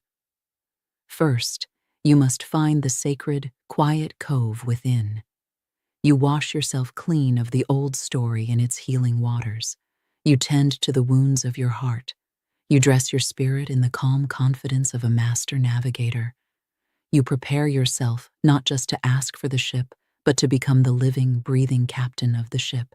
And then, you don't even have to ask. You simply arrive. And the ruler, who has been waiting all along, smiles and says, "There you are. I have been holding this for you." This is the work, not the frantic paddling, not the desperate bailing of water, not the striving that leaves you exhausted and lost at sea. The real work is the sacred, internal art of alignment. Until you master this, you can send 1,000,000 messages in a bottle out into the ocean, but they will be carried aimlessly by chaotic currents. This brings us to the unshakable wisdom of Florence Scovel Shinn, who taught a truth so simple and yet so profound. Your subconscious mind has no sense of humor. The vast, deep ocean of your inner world takes your deepest beliefs as direct, literal commands. It is the powerful, unseen current that takes its orders from the surface, from you, and steers the course of your entire life. It does not judge. It does not rationalize. It simply moves in the direction it is told to move. And what direction have you been telling it? You see, my love, you do not attract what you want with the fleeting waves of your conscious mind. You attract, with the magnetic and unfailing pull of a tide, what you are in the deep ocean of your subconscious mind. You attract the sum total of your embodied beliefs.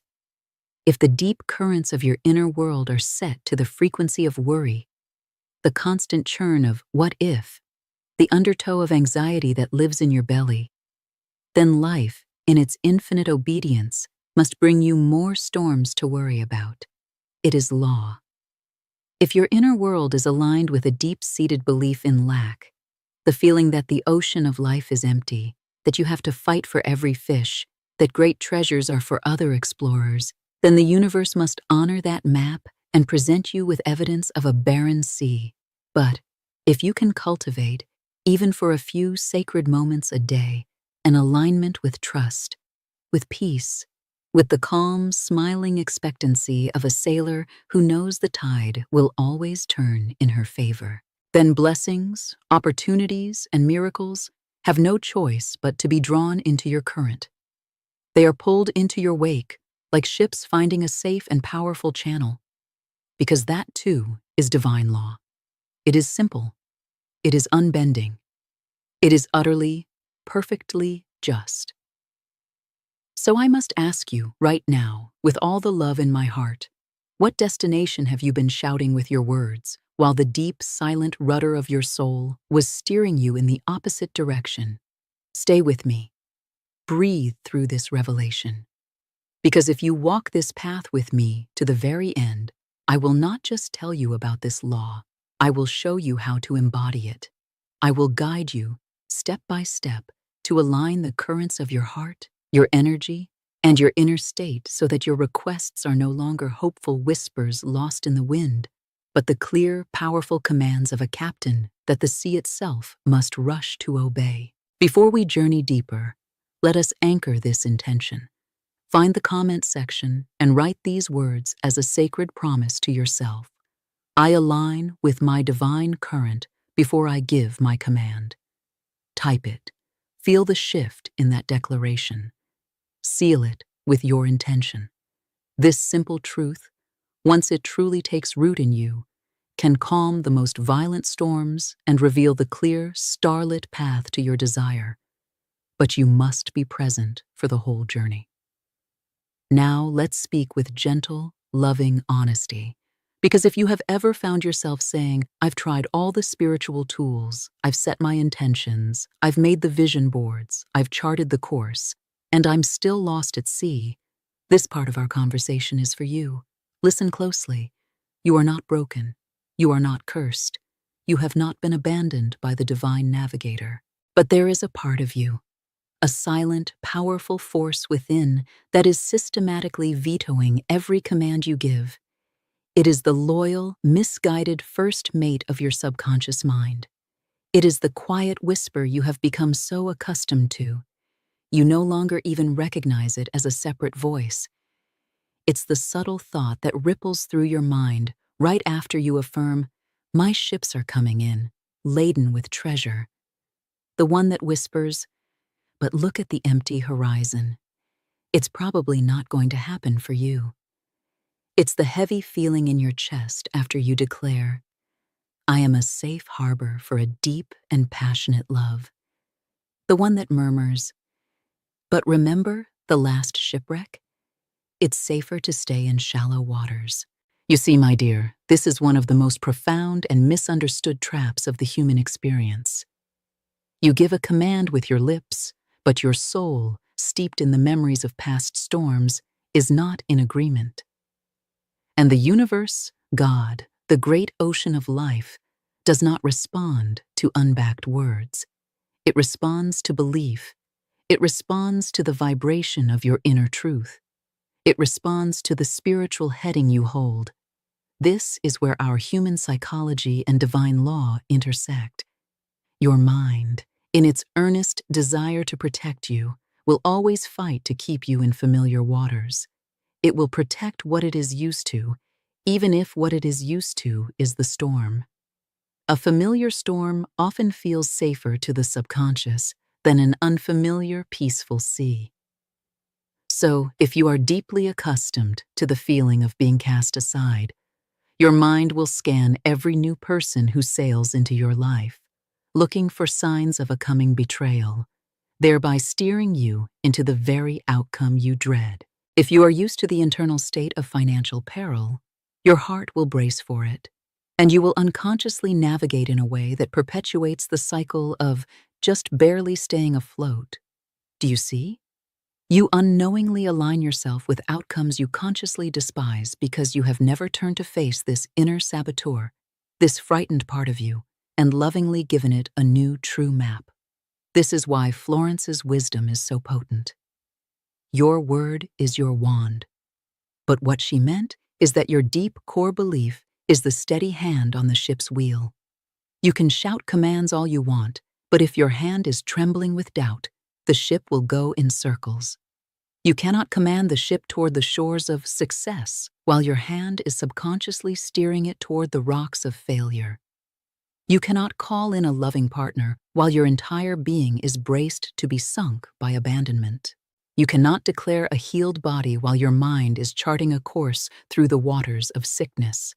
So I ask you again, with even more love and power, what are you truly aligned with? This is the bravest question you can ask yourself. In the comments, if you wish, you can declare, I am ready to captain my inner world with love.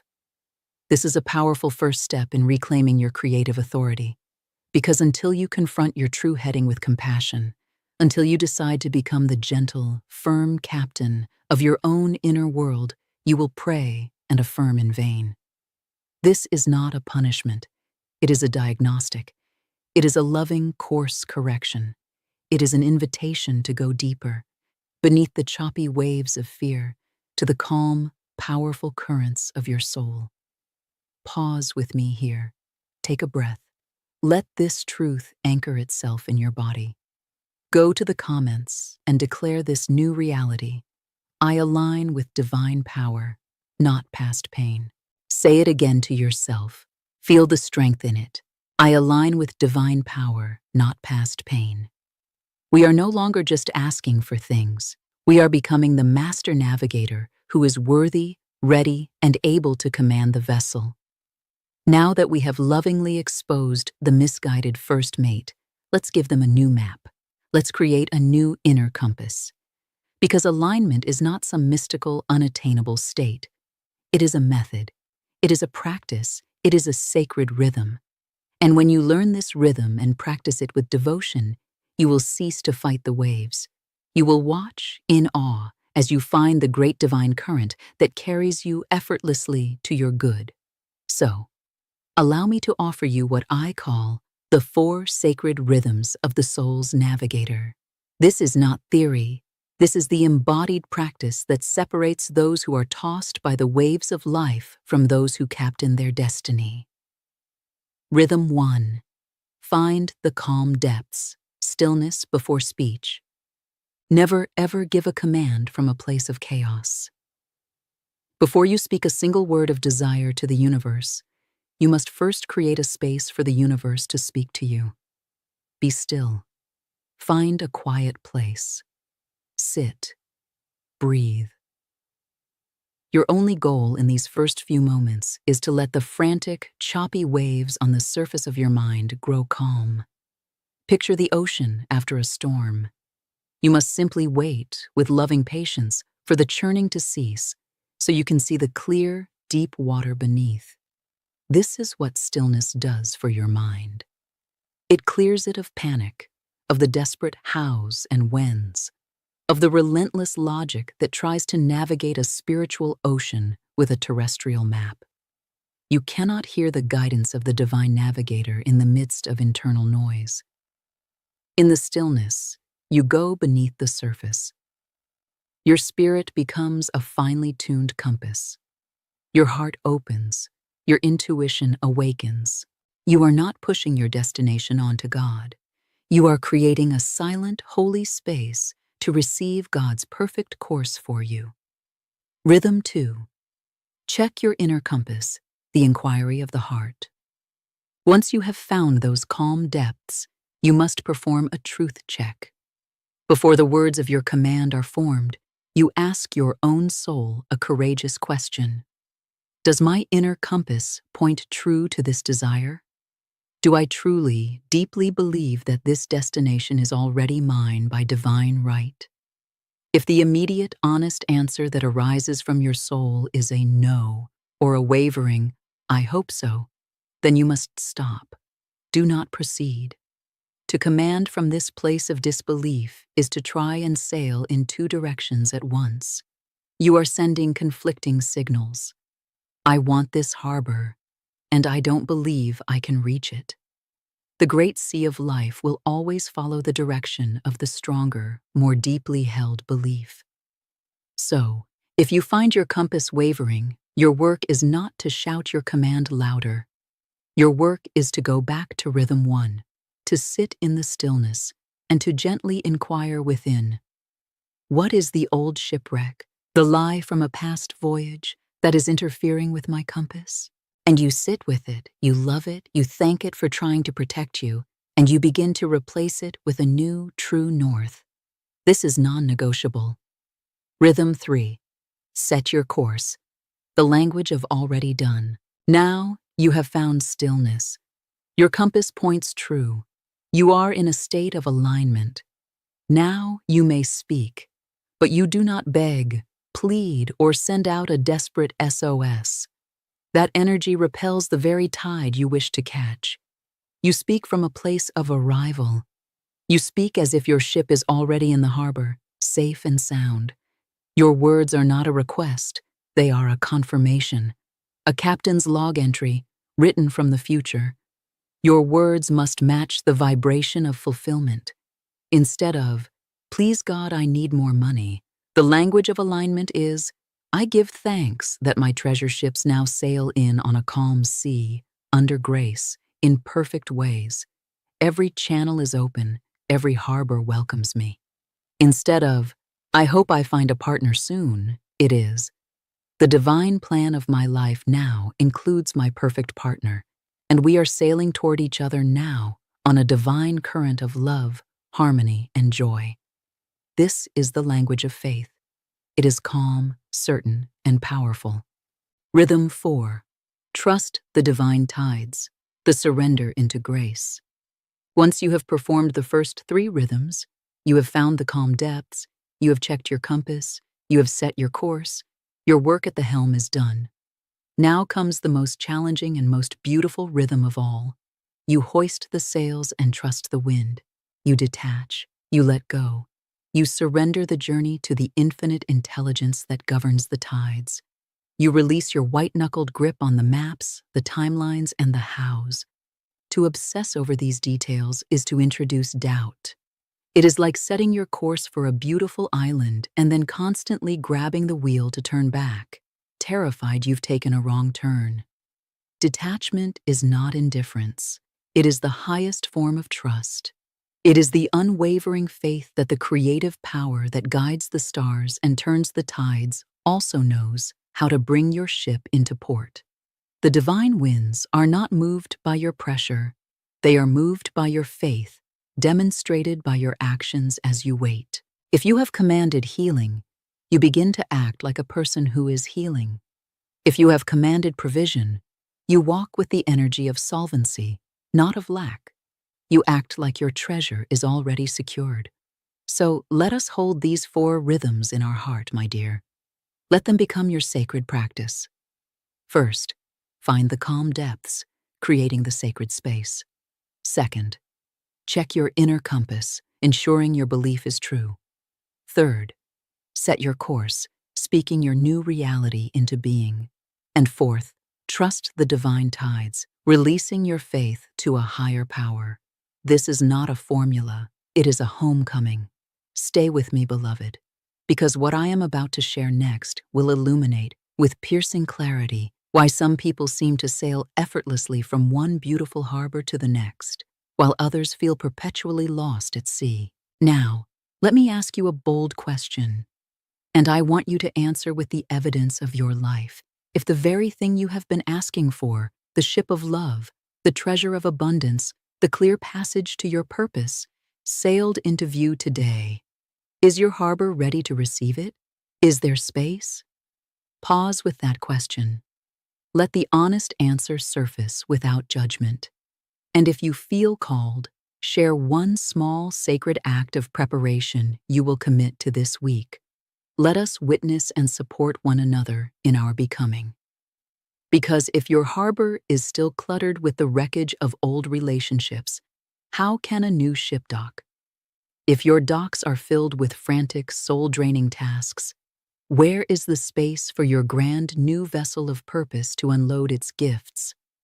If your habits, your mindset, your crew are all still equipped for a tiny fishing boat, then even if a great galleon arrives, you will feel overwhelmed and send it away because it is too foreign, too much, too unfamiliar. This is the part of the spiritual journey almost no one talks about. Preparation is the brightest lighthouse you can build, signaling your faith to the universe. The woman who prays for a great love doesn't just sit on the shore and wait. She builds a beautiful, welcoming harbor. She cleans out the debris of past heartaches. She becomes the kind of safe, joyful harbor she herself would want to sail into. The soul who asks for a grand opportunity doesn't panic. They learn to read the stars. They mend their sails. They ready their crew. They prepare themselves to be ready when the tide turns. Because when you prepare for it, as if its arrival is a guaranteed, non-negotiable fact, it has to come. The universe responds to readiness, not to restlessness. And your physical preparation is the ultimate proof that you truly believe your own commands. Let me be personal with you. I once asked for a massive financial miracle. I prayed, I affirmed, I visualized. But my financial life was a cluttered, unsafe harbor. I hadn't organized my accounts. I was afraid to even look at the ledgers. I wasn't sending any of my own small ships out with gifts for others. I was asking for a great fleet to arrive, but I had blockaded my own port with fear and neglect. So, nothing moved. Until I moved. I got my house in order. I cleared the harbor. I acted as if the fleet's arrival was guaranteed, and then, with divine timing and precision, it came. So ask yourself this today. What am I asking for that I am not preparing for? If you've asked for freedom, are you still living like a prisoner on your own ship? If you've asked for clarity, are you still sailing in foggy waters you could choose to leave? Your preparation speaks louder than your prayer when it's done with alignment. And beloved, the next and final part of this journey is the capstone, because it is one thing to align, to command, and to prepare your harbor. But if you do not know how to receive, you will refuse the ship when it arrives. We have come so far. But now, we arrive at the threshold most never learn to cross. Receiving. You might think receiving is passive, that once the universe sends the ship, it simply docks itself. But no, receiving is a posture, it is a skill. And so many of us unknowingly wave off our own fleet because deep down we do not feel worthy to be its admiral. Yes, we pray for more, but in the quietest corners of our hearts, a voice whispers, "This is too good to be true. A ship this grand isn't for someone like me with my history of shipwrecks. What if I can't handle it? What if I run it aground?" And so, what happens? The ship appears on the horizon, and that old fear, that familiar feeling of unworthiness, slams the harbor gates shut before we can even step through. We sabotage the opportunity. We pick a fight with the wonderful new captain. We make a foolish decision with the newfound treasure. We find a way back to the familiar waters of not enough. My dear, hear my voice. Let it be the voice of your own higher self. You are not just allowed to receive. You were designed to command a fleet. You were created by a generous, opulent, endlessly giving source, not a stingy one. The divine does not just want to answer your prayer. It wants you to live so fully in the reality of the answered prayer that it becomes the new, unshakable foundation of your life. But to do that, you must open the gates. You must accept your good fully, without shrinking, without apologizing, without guilt, without shame, without the paralyzing fear of self-sabotage. When the ship of opportunity you prayed for appears, you say yes, and you guide it into port. When the vessel of love you've longed for arrives, you open your heart and welcome it without reservation. When the treasure overflows, you steward it wisely, with gratitude and joy, not with fear of losing it. Do not apologize for the magnificence of your fleet. Celebrate it, protect it, walk the decks of it, embody it, let it become you. Because here is the final, luminous truth I will leave with you today. The ship you refuse to receive, the universe will send to another open harbor. But the ship you fully, gratefully, and joyfully receive, heaven will send a fleet to join it. So today, I invite you to make a decision, not just to align, not just to command, but to become a masterful, gracious, and bold receiver. Say this out loud. Feel the chains of unworthiness fall away. Go to the comments and declare it as your new decree, your new way of being. I receive all that God has for me without guilt, fear, or resistance. Say it again. Let it fill every cell of your body. I receive all that God has for me without guilt, fear, or resistance. Because when you do, the sacred cycle completes. Heaven decrees and earth receives. And you become a living, breathing testament to the truth that you were never, ever meant to be lost at sea. You were meant to align with your divine current, to command from a place of knowing, to prepare your harbor with joyful faith, and to receive your fleet with an open, worthy heart. Now go and live today as if your ship is already in the harbor, because in the unwavering truth of divine law, it is.